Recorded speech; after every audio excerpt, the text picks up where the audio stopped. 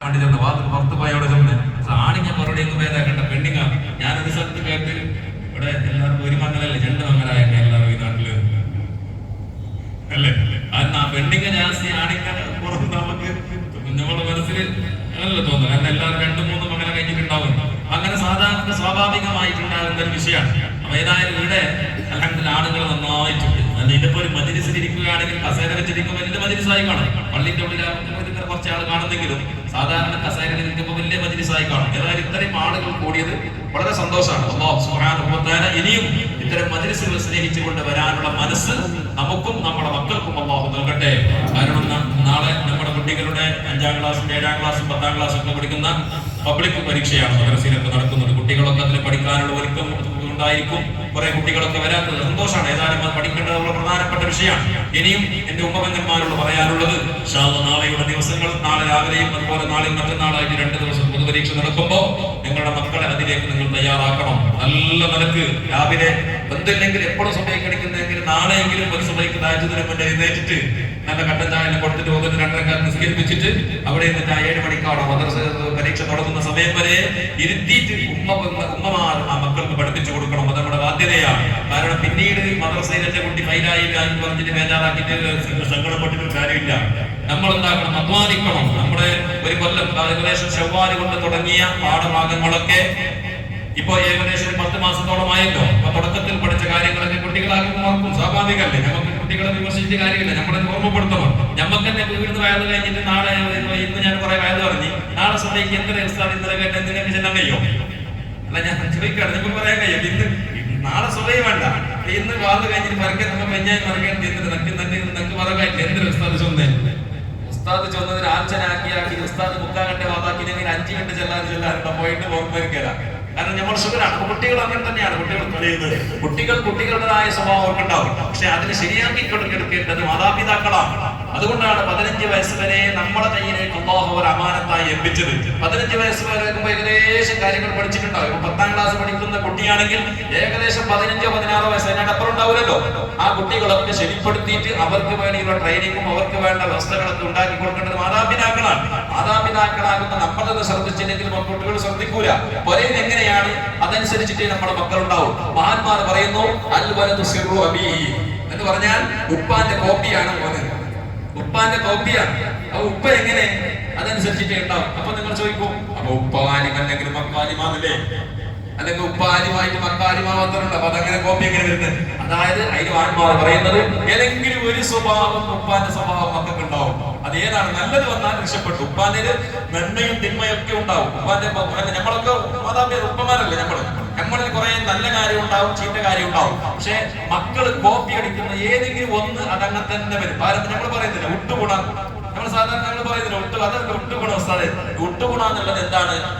നമ്മുടെ മക്കള് നല്ല മക്കളായാൽ ഉപ്പയിലുള്ള നന്മയെ മാത്രം കോപ്പി അടിക്കും. ചീത്ത മക്കളായി പോയാൽ ആ ഉപ്പയിൽ എന്തൊക്കെ മൈനസ് ഉണ്ട് അതിനെ കോപ്പി അടിക്കാൻ അവർ കിട്ടും. അപ്പൊ നല്ലത് അവർക്ക് കാണൂല. അപ്പൊ നമ്മൾ എന്ത് വേണം? നമ്മളിലുള്ള സിറായ കാര്യങ്ങൾ. ഉദാഹരണത്തിന് ഞാൻ പറയാം, ഒരു ഉപ്പ പുകവലിക്കുന്ന ആളെന്ന് വിചാരിച്ചോ. പുകവലിക്കുന്ന സ്വഭാവം ഞാൻ ഹറാമാണെന്ന് ഞാൻ പറയുന്നത്. കാരണം മഹാന്മാരെ വേണ്ടി അഭിപ്രായം ഹറാമെന്ന് പറഞ്ഞവരുണ്ട്, കറാത്ത് എന്ന് പറഞ്ഞവരുണ്ട്. അതല്ല, ഞാൻ മസാല സംബന്ധമായിട്ട് ഞാൻ പറയുന്നില്ല. ഞാൻ പറയുന്നത് ആ പുകവലിക്കുന്ന ഒരു സ്വഭാവക്കാരനാണെങ്കിൽ അതിനെ നമ്മളെ മക്കളെ മുമ്പിൽ നമ്മൾ ഒരിക്കരുത്. മക്കളെ മുമ്പിൽ വിളിച്ചാൽ അതിനെന്താവും? പിറ്റേ ദിവസം മക്കൾ അതിനൊന്ന് ട്രെയിനിങ് പോകുന്ന ട്രയൽ നോക്കും. ചെറുങ്ങനെ അത് എന്താണെന്ന് നോക്കി അതങ്ങനെ പഠിക്കും. അതുപോലെയുള്ള കാര്യങ്ങൾ, ബാക്കിയുള്ള കാര്യം നിങ്ങൾ തീരുമാനിച്ചാൽ മതി. ഏതായാലും നമ്മളത് പറഞ്ഞു വന്നത് നമ്മുടെ പബ്ലിക് പരീക്ഷയാകുമ്പോൾ വളരെ ഉത്തരവാദിത്തപ്പെട്ട ഒരു കാര്യമാണ്. അതിലെല്ലാ രക്ഷിതാക്കളും പ്രത്യേകിച്ച് ഇതിനെ ഓർമ്മപ്പെടുത്തുന്നത് ഉമ്മപെങ്ങന്മാരോടാണ്. നിങ്ങൾ നല്ല ശ്രദ്ധയോടുകൂടെ ആ മക്കളെ അതിനു വേണ്ടി ഒരുക്കിയിട്ട് നല്ല നിലക്ക് അതിന് പഠിപ്പിക്കുകയും പഠിപ്പിച്ചിട്ട് നല്ല നിയത്തോടുകൂടി ആ മക്കളെ പാസ്സാകണം എന്ന് മാത്രമല്ല, എന്റെ മക്കൾ നല്ലൊരു സ്വാലിഹായ മകനാകണം, സ്വാലിഹത്തായ മോളാകണം എന്ന നിയത്തോടു കൂടെയാണ് പരീക്ഷ ഹാളിലേക്ക് അയക്കേണ്ടത്. അല്ലാഹു തൗഫീഖ് നൽകട്ടെ. പ്രധാനപ്പെട്ട ചില കാര്യങ്ങൾ സംസാരിക്കേണ്ടതുണ്ട്. ഇൻഷാ അല്ലാഹ് നമുക്ക് സഹോദരിമാരൊക്കെ ഉള്ളതുകൊണ്ട് വെള്ളിയാഴ്ച പറയുന്നതിനേക്കാളും നല്ലത് രാത്രി പറയാമെന്ന് പറഞ്ഞിട്ട് വെച്ചതാണ്. ഏകദേശം നമ്മുടെ ശഅബാനിന്റെ ദിവസങ്ങളിലൊക്കെ വെള്ളിയാഴ്ചകളിൽ പറയുന്ന വളരെ പ്രധാനപ്പെട്ട വിഷയമാണ് ബറാഅത്ത് രാത്രി. കാരണം ലോക മുസ്ലിമീങ്ങൾ വളരെയേറെ പ്രതീക്ഷയോട് കാത്തു നിൽക്കുന്ന ഒരു പ്രധാനപ്പെട്ട രാത്രിയാണ് ലൈലത്തുൽ ബറാഅ. ലോകത്തുള്ള മുസ്ലിമീങ്ങൾ മുഴുവനും, നിങ്ങളിപ്പോ ആരെങ്കിലും പറയുന്നത് ഇവിടെ കർണാടകത്തിൽ മൈക്കാത്ത് മാത്രമുള്ള, അത് കാസർഗോഡ് മാത്രമുള്ള നമ്പണ്ട. അതൊന്നും നിങ്ങളുടെ ഇപ്പൊ ദുനിയാവ് തിരിഞ്ഞ മനുഷ്യന്മാർ ബാല്യക്കാർക്ക് നമ്മളെക്കാളും നോളജ് ഉള്ള ആളുകളാണ്. ബാല്യക്കാർക്ക് ഒന്ന് യൂട്യൂബ് പഠിച്ച് നോക്കിയാൽ, അല്ലെങ്കിൽ മറ്റുള്ള സോഷ്യൽ മീഡിയ നോക്കിയാൽ ലോകം മുഴുവനും ഇന്ന് കൈക്കുമ്പിൽ ഒതുങ്ങി നിൽക്കുന്ന കാലം. ഇന്ന് അവിടെയില്ല ഇവിടെയില്ല എന്ന് പറഞ്ഞിട്ട് ജനങ്ങളെ പഠിച്ചാക്കാനൊന്നും കഴിയില്ല. ലോകത്തെവിടെയെല്ലാം മുസ്ലിമീങ്ങളുണ്ട് അവിടെയെല്ലാം ഇത്തരം പുണ്യ ദിവസങ്ങൾ ആദരിച്ചു കൊണ്ടുവരികയാണ്. അല്ലാഹു സുബ്ഹാനഹു വ തആല അടിമകൾക്ക് ഏറ്റവും വലിയ ഔദാര്യമായി, ഏറ്റവും വലിയ ഓഫറായിട്ട് നൽകിയ മാസം ഒരു രാത്രിയാണ് ലൈലത്തുൽ ബറാഅ. മുഅ്മിനീങ്ങളായ ആളുകൾ അല്ലാഹു സുബ്ഹാനഹു വ തആല ആകാശത്തിൽ നിന്ന് കോടാനുകോടി മലക്കുകൾ ഭൂമിയിലേക്ക് ഇറങ്ങുന്ന അടിമകളുടെ ദുആകൾക്ക് ഉത്തരം ആമീൻ പറയുന്ന ഒരു പ്രധാനപ്പെട്ട രാത്രി ലൈലത്തുൽ ബറാഅ. ആ രാത്രിയിൽ നമുക്ക് ദുനിയാവ്, ഞാൻ ഉച്ചക്ക് സൂചിപ്പിച്ചല്ലോ, ദുനിയാവും ആഖിറത്തും രണ്ടും ചോദിക്കാനുള്ള സമയമാണ്. രണ്ടും കാര്യങ്ങളുണ്ട് അതിലൂടെ മഹാന്മാർ പഠിപ്പിച്ചെന്ന കാര്യങ്ങൾ നമുക്കൊക്കെ അറിയാം. പക്ഷേ ഇന്ന് ചില സ്ഥലത്തൊക്കെ അധിക സ്ഥലത്തും യാസീനോത്തിന്റെ കാര്യത്തിൽ ചർച്ചയുണ്ട്. അസറിന് ശേഷമാണോ മഗ്‌രിബിന് ശേഷമാണോ ഇശാന്? ഇന്നും അതിന്റെ കൊല്ലങ്ങൾ കുറേ ആയി നമ്മൾ ഓതാൻ തുടങ്ങിയിട്ട് ഇന്നും നമുക്ക് ഇതിന്റെ യക്കീനില്ല. ചില ആൾക്കാർ ഇപ്പം പറഞ്ഞ അസറിന്റെ ശേഷം പണ്ട് ഈ അടുത്ത് തന്നെ ഈ കഴിഞ്ഞ ആഴ്ച ഒരാൾ പറഞ്ഞു നമ്മുടെ നാട്ടിലൊക്കെ പണ്ട് അസറിന്റെ ശേഷം ഓതിയിരുന്നു, അല്ലെ? കുറെ കാലം കഴിഞ്ഞ് ഇശാന്റെ ശേഷമായി, പിന്നീട് മഗ്‌രിബിന്. ഇങ്ങനെ എന്താണ് ഇതിന്റെ യഥാർത്ഥ്യം? എന്താണ്? പഴയകാല മുഅ്മിനീങ്ങൾ അസറിന്റെ ശേഷം ഓതിയതിൽ തെറ്റില്ല. എന്തേ കാരണം? അവർ അസറിന്റെ ശേഷം ഓതി, മഗ്‌രിബിന് ശേഷം ഓതി, ഇശാ നിസ്കാരം വരെ അവർ ഓതിയിരുന്നു. അവർക്ക് ഓതാൻ കുറെ ഉണ്ടായിരുന്നു. ഓതാൻ കുറെ ഉള്ളത് കൊണ്ട് അവർ ശ്രദ്ധ തുടങ്ങി.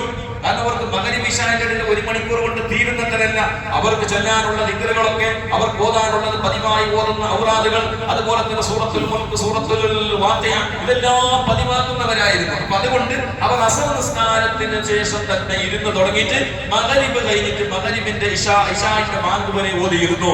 അതുകൊണ്ടാണ് അവർ സൂക്ഷ്മതയ്ക്ക് വേണ്ടി. പിന്നെ നമ്മുടെ സലാത്തിന്റെ കിതാബുകളിലൊക്കെ കാണും അസറിന്റെ ശേഷം ആണുള്ളത്, അല്ലെ? അസറിന്റെ ശേഷം നിങ്ങൾ നോക്കിയില്ലേ? അറബി മലയാളം നോക്കിയത് ചെറിയ സലാത്തിന്റെ കടലാസ് പെണ്ണുങ്ങളോട് ചോദിച്ചിട്ട് പെണ്ണുങ്ങൾക്ക് നന്നായിട്ട് നമ്മളെക്കാളും ഓരോ നോക്കുന്നുണ്ടോ? അസറിന്റെ ശേഷം. ഈ അസറിന്റെ ശേഷം എന്ന് പറഞ്ഞാൽ ഷാഫി മദ്ഹബ് പ്രകാരം അസർ നിസ്കാരത്തിന്റെ സമയം തുടങ്ങുന്നപ്പോ, അസർ നിസ്കാരത്തിന്റെ സമയം അസർ ബാങ്ക് കൊടുത്തതിന്റെ ശേഷം, അല്ലെ? ബാങ്ക് കൊടുത്തതിന്റെ അസറിന്റെ ബാങ്കിന്റെ സമയം. ബാങ്ക് കൊടുത്തിന്റെ പരിപാടിയിൽ ബാങ്ക് കൊടുത്തില്ല, അല്ലെങ്കിൽ ഉസ്താദ് 15 മിനിറ്റ് ലേറ്റ് ആക്കിയിട്ട് പറഞ്ഞിട്ട് 15 മിനിറ്റ് ലേറ്റ് ആയിട്ട് ബാങ്ക് കൊടുത്ത്. അപ്പോ ബാങ്ക് കൊടുത്തതിന്റെ ശേഷമല്ല, അസറിന്റെ ബാങ്കിന്റെ സമയം മുതൽ മഗ്‌രിബ് ബാങ്ക് കൊടുക്കുന്നത് വരെ, മഗ്‌രിബിന്റെ ബാങ്കിന്റെ സമയമാകുന്നത് വരെ എന്താണ്? അസറിന്റെ സമയമാണ്. അതുവരെ അസർ നിസ്കാരത്തിനുള്ള സമയം. ആ അസറിന്റെ ശേഷം പറഞ്ഞാൽ അസറിന്റെ ശേഷം അസർ നിസ്കാരത്തിന്റെ സമയം മുതൽ ബാങ്ക് കൊടുക്കലോടുകൂടി അസറിന്റെ സമയം കഴിഞ്ഞ്. പിന്നെ ബാങ്ക് കൊടുത്താൽ ഉടനെ നിസ്കരിക്കണം, ഉടനെ ഓതണം. അങ്ങനെയാണ് അതിനർത്ഥം.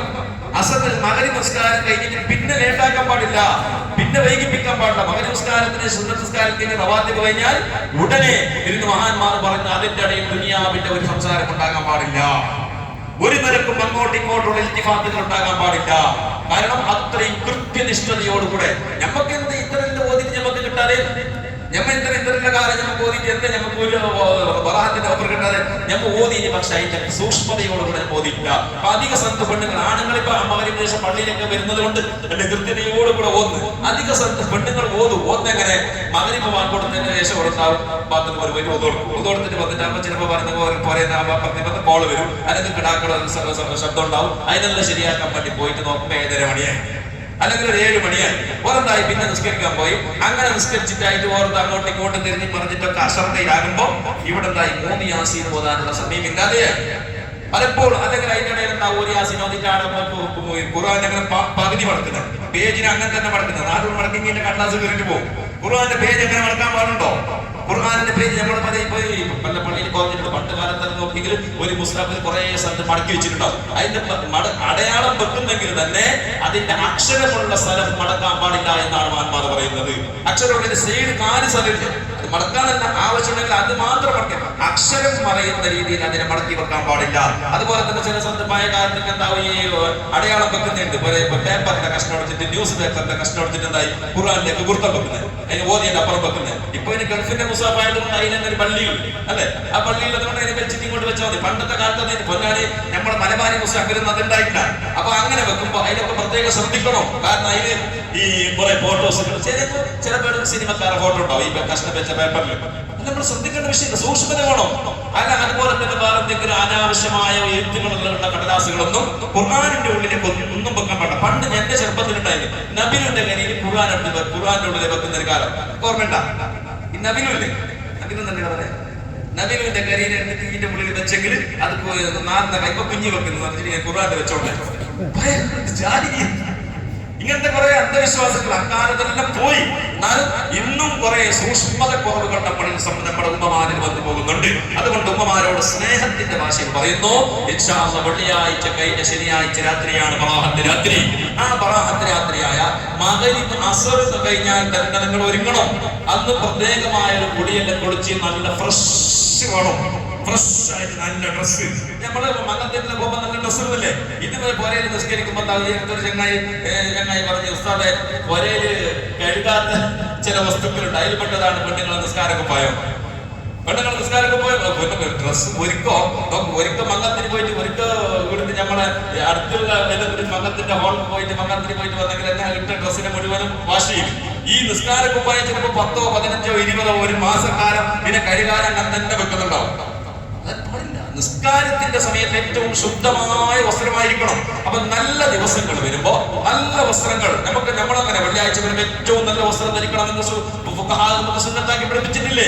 അതുപോലെ നല്ല ദിവസങ്ങൾ വരുമ്പോ നല്ല ഫ്രഷായി നല്ല എണ്ണയിൽ നമുക്ക് മനസ്സിലേക്ക് നല്ല ഹാപ്പി ആകുന്ന ഡ്രസ്സ്. നമുക്ക് തന്നെ ചില ഡ്രസ്സ് ഇട്ടെങ്കിൽ മനസ്സിന് സമാധാനമില്ലേ? ചില ഡ്രസ്സ് ഇട്ടെങ്കിൽ നമുക്ക് എന്താ ആരും കണ്ടിട്ടാന്ന് വിചാരിച്ചിട്ടാണ് നമ്മൾ വരുന്നത്. ആ ഡ്രസ്സ് ഇട്ട് വരുമ്പോ ഈ നൈറ്റ് ഡ്രസ്സ് ഇട്ട് പള്ളിക്ക് വരുന്ന ആൾക്കാരുണ്ട്. അത് നമ്മുടെ നാട്ടിൽ കുറവാണ്. ചില സ്ഥലത്ത് പോയെങ്കിൽ ഈ ടൗൺ ഏരിയകളിലൊക്കെ പോയി ഫ്ലാറ്റിൽ താമസിക്കുന്ന മനുഷ്യന്മാർക്ക് ഈ നൈറ്റ് ഡ്രസ്സ് ഇട്ട് അങ്ങനെ തന്നെ അത് പറ്റൂല എന്നല്ല ഞാൻ പറയുന്നത്. പറ്റും. ഔറത്ത് മറക്കുന്ന രീതിയിലുള്ള ശുദ്ധിയുള്ള വസ്ത്രം ഉണ്ടായാൽ മതി, ഏത് കളറും ആവാം. പക്ഷേ അതിനൊക്കെ ഒരു പ്രത്യേക ആദാബുകളുണ്ട്. ആ ആദാബുകൾ പാലിച്ചുകൊണ്ടായിരിക്കണം. അപ്പൊ ബറാഅത്തിന്റെ രാത്രി പള്ളിയിലേക്ക് വരുമ്പോ നമ്മൾ പിത്തരചിന്തന് മലായികത്തിൽ സ്വീകരിക്കാൻ വേണ്ടിയിട്ടാണ് നമ്മൾ പോകുന്നത്. നല്ല ഫ്രഷായി നല്ല നല്ല അത്തറൊക്കെ തേച്ച് നല്ല സന്തോഷത്തോടു കൂടെ പള്ളിയിലേക്ക് വരണം. ആണുങ്ങൾ പെണ്ണുങ്ങൾ അങ്ങനെ തന്നെ നല്ല ശുദ്ധമായ ഡ്രസ് ഇട്ടിട്ട് നല്ല ക്ലിയറോടുകൂടെ നിസ്കാര കുപ്പായം ഒക്കെ നല്ല ഫ്രഷ് ആകണം. ബാക്കിയുള്ള കാര്യങ്ങളൊക്കെ മഗ്‌രിബിന് മുമ്പ് തന്നെ റെഡി ആവണം. എന്നിട്ട് മഗ്‌രിബ് കൊടുത്താൽ ഉടനെ മഗ്‌രിബ് നിസ്കാരം നിസ്കരിച്ചിട്ട് അതിന്റെ സുന്നത്ത് നിസ്കാരം നിർവഹിച്ച് അവർ 3 യാസീൻ ഓതണം. മഹാന്മാർ പഠിപ്പിച്ചു തന്നത് അങ്ങനെയാണ്. ഒരേ യുദ്ധത്തിൽ ആദ്യത്തെ ഒരു യാസീൻ ഓതുമ്പോൾ അവനക്ക് ദീർഘായുസ് കിട്ടാൻ വേണ്ടി അവനിക്കും പെണ്ണുങ്ങളാണെങ്കിൽ അവനിക്കും അവരുടെ കുടുംബത്തിലുള്ള എല്ലാവരും ആരെല്ലാം നമുക്ക് വേണ്ടപ്പെട്ടവരുണ്ട് എല്ലാവരും കരുതിക്കോളി. സ്വന്തം ഞമ്മക്ക് എനിക്ക് മാത്രം ഞാൻ മാത്രം ദീർഘായുസ് കിട്ടിയ കാര്യമില്ല കേട്ടോ. നമ്മളെ മക്കൾക്കും ഞമ്മക്ക് ഭാര്യമാർക്ക് ദീർഘായുസ് ഞമ്മ ഒറ്റക്ക് പറയേണ്ട വെച്ചിട്ട് ഗുണമുണ്ട. അങ്ങനെ ചിന്തിച്ചാൽ മതി. നമ്മൾക്ക് സന്തോഷം പറഞ്ഞ പോലെ എല്ലാവർക്കും വേണ്ടേ? ഒന്നുമില്ലെങ്കിൽ പരക്കാർക്ക് എല്ലാവർക്കും ദീർഘായുസും കിട്ടണമെന്നുള്ള നിയത്തോടു കൂടി നല്ല ഒരു യാസീനെ തുടങ്ങുമ്പോ അതിന്റെ അവസാനം വരെ നിയത്തുണ്ടാകണം. ആ യാസീന് അങ്ങോട്ടും ഇങ്ങോട്ടൊന്നും വേറെ ശ്രദ്ധ ഉണ്ടാകരുത്. നല്ല അവന്റെ തോഹത്തിലായി പടച്ചവനെ ആ ഈ ദീർഘായുസിന് വേണ്ടി പറയുമ്പോ മഹാന്മാർ പറയുന്നത്, ദീർഘായുസിന് വരുമ്പോ ഒരു മനുഷ്യനായ മുഅ്മിനായ മനുഷ്യൻ ദീർഘായുസ് ആഗ്രഹിക്കുന്നതിന് കുറെ ഇബാദത്ത് ചെയ്യാനുള്ള തൗഫീഖ്, കുറെ ദുനിയാവ് സമ്പാദിക്കണമെന്നല്ല. ദുനിയാവ് സമ്പാദിക്കുന്ന ഇബാദത്ത് തന്നെ.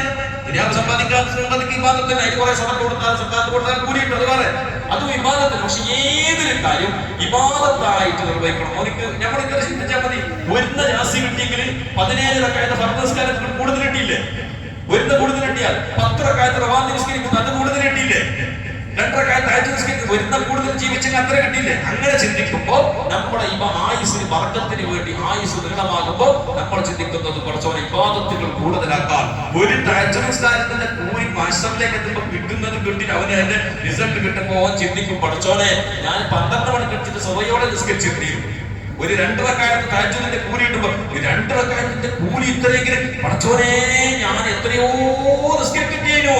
പക്ഷെ അതുകൊണ്ട് അല്ലാഹു ആ കൂലിയുടെ ആഖിറത്തിൽ നമുക്ക് ദുനിയാവിൽ കണക്കാക്കി തന്നിട്ടില്ല. അതുകൊണ്ട് ഇബാദത്തുകൾ ചെയ്യാനുള്ള തൗഫീഖോടുകൂടി ദീർഘായുസ് കിട്ടാൻ വേണ്ടി ആഗ്രഹിച്ചിട്ട് യാസീൻ ഓതണം. രണ്ടാമത്തത് അവന്റേതായിരിക്കുന്ന കുടുംബത്തിലേക്ക് അവനെ കൊണ്ടിരുന്ന ദഫ്ഫുൽ ബലാഗകള് മുസീബത്തുകളൊക്കെ തട്ടിക്കിട്ടാൻ വേണ്ടി, അതുപോലെ തന്നെ ആയുസ് ബർക്കത്ത് കിട്ടാൻ വേണ്ടി. ആയുസ് ബർക്കത്ത് വേണ്ടേ?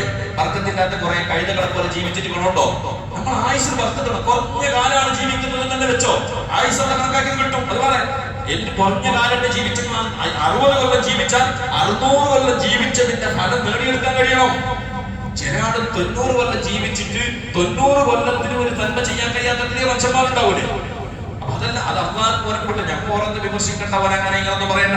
നമ്മൾ വിചാരിച്ചു എന്റെ 60 കൊല്ലാണെന്ന് പറഞ്ഞാൽ 60 കൊല്ലത്തിൽ 600 കൊല്ലം ജീവിച്ചതിന്റെ നേട്ടം എനിക്ക് എടുക്കാൻ കഴിയണം. ഈ രീതിയിൽ ആയുസ്സിൽ വർഗത്ത് കിട്ടാൻ വേണ്ടി യാസീൻ ഓതണം. അതുപോലെ തന്നെ ബലാകൾ, എന്തെങ്കിലും മുസീബത്തുകൾ, പ്രയാസങ്ങൾ, ബുദ്ധിമുട്ടുകൾ നമ്മളിലേക്ക് അള്ളാഹു കണക്കാക്കിയിട്ടുണ്ട്. അതിനെല്ലാം അള്ളാഹു സുബ്ഹാനഹു വ തആല അവന്റേതായിരിക്കുന്ന ഒന്നാം ആകാശത്തിലേക്ക് ഇറക്കുന്ന ദിവസമാണത്. ബലാകൾ, മുസീബത്തുകൾ, ആക്സിഡന്റുകൾ, ഇതെല്ലാം ബലാകളല്ലേ? രോഗങ്ങൾ, കച്ചവടത്തിലുള്ള നഷ്ടങ്ങൾ, നാശങ്ങൾ, എന്തെല്ലാം മുസീബത്ത്, നമുക്ക് ബേജാറ് എന്ന് പറഞ്ഞിട്ട് ആകുന്ന കാര്യങ്ങൾ എന്തെല്ലാം ഉണ്ട്, അതിനെല്ലാം ഭൂമിയിലേക്ക് ഇറക്കുന്ന ദിവസമാണ് ഈ ബറാഅത്തിന്റെ രാത്രി. ആ ബറാഅത്തിന്റെ രാത്രി അതൊന്നും നമ്മളിലേക്ക് വരാതിരിക്കാനുള്ള നിയത്തോടു കൂടി നന്നായിട്ട് യാസീൻ, മൂന്നാമത്തെ യാസീൻ ഓതാ. അത് കഴിഞ്ഞിട്ട് സൂറത്തുൽ ദുഖാൻ സൂറത്ത് ഓതണം. സൂറത്തുൽ ദുഖാൻ ഓതാൻ അറിയുന്നുണ്ടെങ്കിൽ ആ ഖുർആനിലേക്ക് നോക്കണം. നമ്മുടെ പള്ളിയിലാകുമ്പോൾ ഇസ്ലാമിന്റെ എല്ലാവരും കൂട്ടത്തിൽ ഓതുമ്പോൾ ഓതാൻ അറിയാത്ത ആളുകൾക്ക് അതിന്റെ കൂലി കിട്ടും. കാരണം ഓതുന്ന ആൾക്കാർ ഓത്ത് കേൾക്കുമല്ലോ. ആ ഓത്ത് കേൾക്കൽ ഖുർആൻ ഓതിയതിന്റെ കൂലി കിട്ടുന്ന കാര്യമാണ്. നമ്മൾ പറയും, ഞാൻ സാധാരണ പറയാറുണ്ട്, ഖുർആൻ ഓതാൻ അറിയാത്ത ഉപ്പാക്ക് ഉമ്മാമാക്ക് ബേജാറാവാനില്ല. 10ാം ക്ലാസ് പ്ലസ് 2 ഒക്കെ പഠിച്ച മക്കളൊക്കെ ഉണ്ടാവും. ഓർ ഖുർആൻ ഓതുമ്പോൾ ഇരുന്ന് കേട്ടാൽ മതി. ഓനിക്ക് ഖുർആൻ ഓതിയ കൂലി അങ്ങനെ തന്നെ കിട്ടും. ഞമ്മക്ക് കൂലി വേണ്ട. ഞമ്മക്കിങ്ങനെ ഓതാൻ അറിയുന്ന അമ്മയുടെ പറഞ്ഞിട്ട് ഞാനെന്താ പണ്ട് പഠിച്ചിട്ട് നാണിങ്ങനായിട്ട് ശരിയോണം. ഞാനിങ്ങനെ ആയിട്ടില്ല. ഞാൻ ഇത് നന്നാവാൻ അവസരമുണ്ട്. അതുകൊണ്ട് അത്തരം കാര്യങ്ങൾ ശ്രദ്ധിക്കണം. അതുപോലെ തന്നെ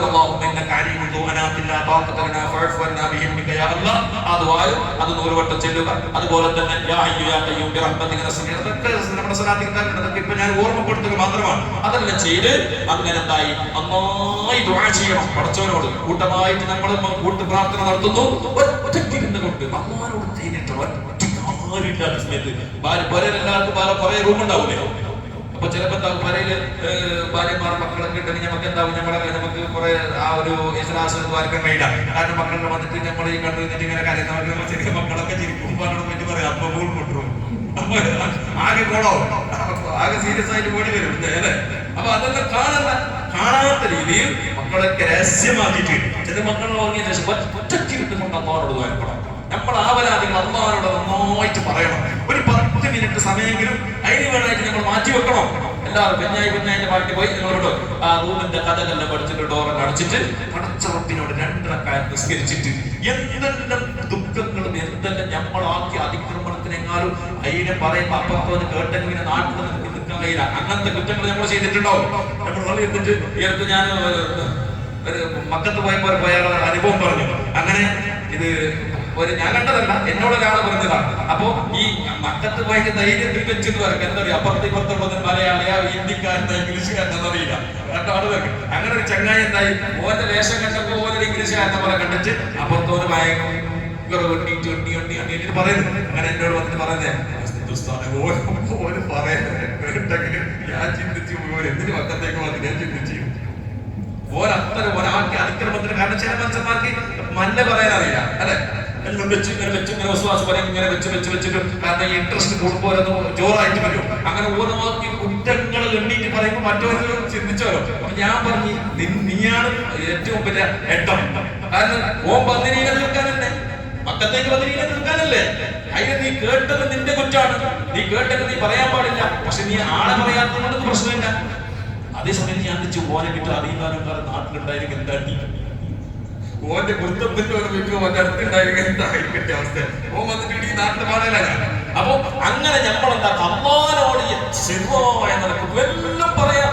പടച്ചവനോട് നമ്മൾ തമ്മിൽ ഏതോ ഒരു അന്യ പെണ്ണിന്റെ കൂടെ ഒറ്റയായി വ്യഭിചാരം ചെയ്യുന്ന കുറ്റാണ് എനിക്കും അവക്കും മാത്രമല്ലാതെ അറിയില്ല എന്നെങ്കിൽ അതിന് അമ്മാനോട് പറയാം, പടച്ചോനെ ഞാൻ എന്റെ ഒരു വികാരം സഹിക്കാൻ പറ്റാത്ത സമയത്ത് ഞാൻ ചെയ്തു പോയതാണ്. നാട്ടുകാർക്ക് അറിഞ്ഞാൽ എന്റെ തലവെട്ടും. പടച്ചോനെ അതിന് മുമ്പ് എനിക്ക് നീ മാഫാക്കി തരണേ. അള്ളാഹുവിനോട് വായിച്ച് നല്ല ദിവസം തീർക്കുമ്പോ പടച്ചോന് സന്തോഷാവും. അങ്ങനെ അള്ളാഹുവിനോട് പറഞ്ഞിട്ട് തീർക്കാൻ പറ്റാത്ത കേസുകൾ ഏതേ ഉള്ളൂ. പിന്നെ പൈസ കൊടുക്കാൻ 1 കോടി കടാക്കിയിട്ട് മുങ്ങിയിട്ട് വന്നിട്ട് പള്ളിയിൽ നിന്നിട്ട് പടച്ചവരെ ഞാൻ 1 കോടി കടാക്കിയിട്ട് വന്നിട്ട് കൊടുക്കാനൊക്കെ ബന്ധപ്പെട്ടു.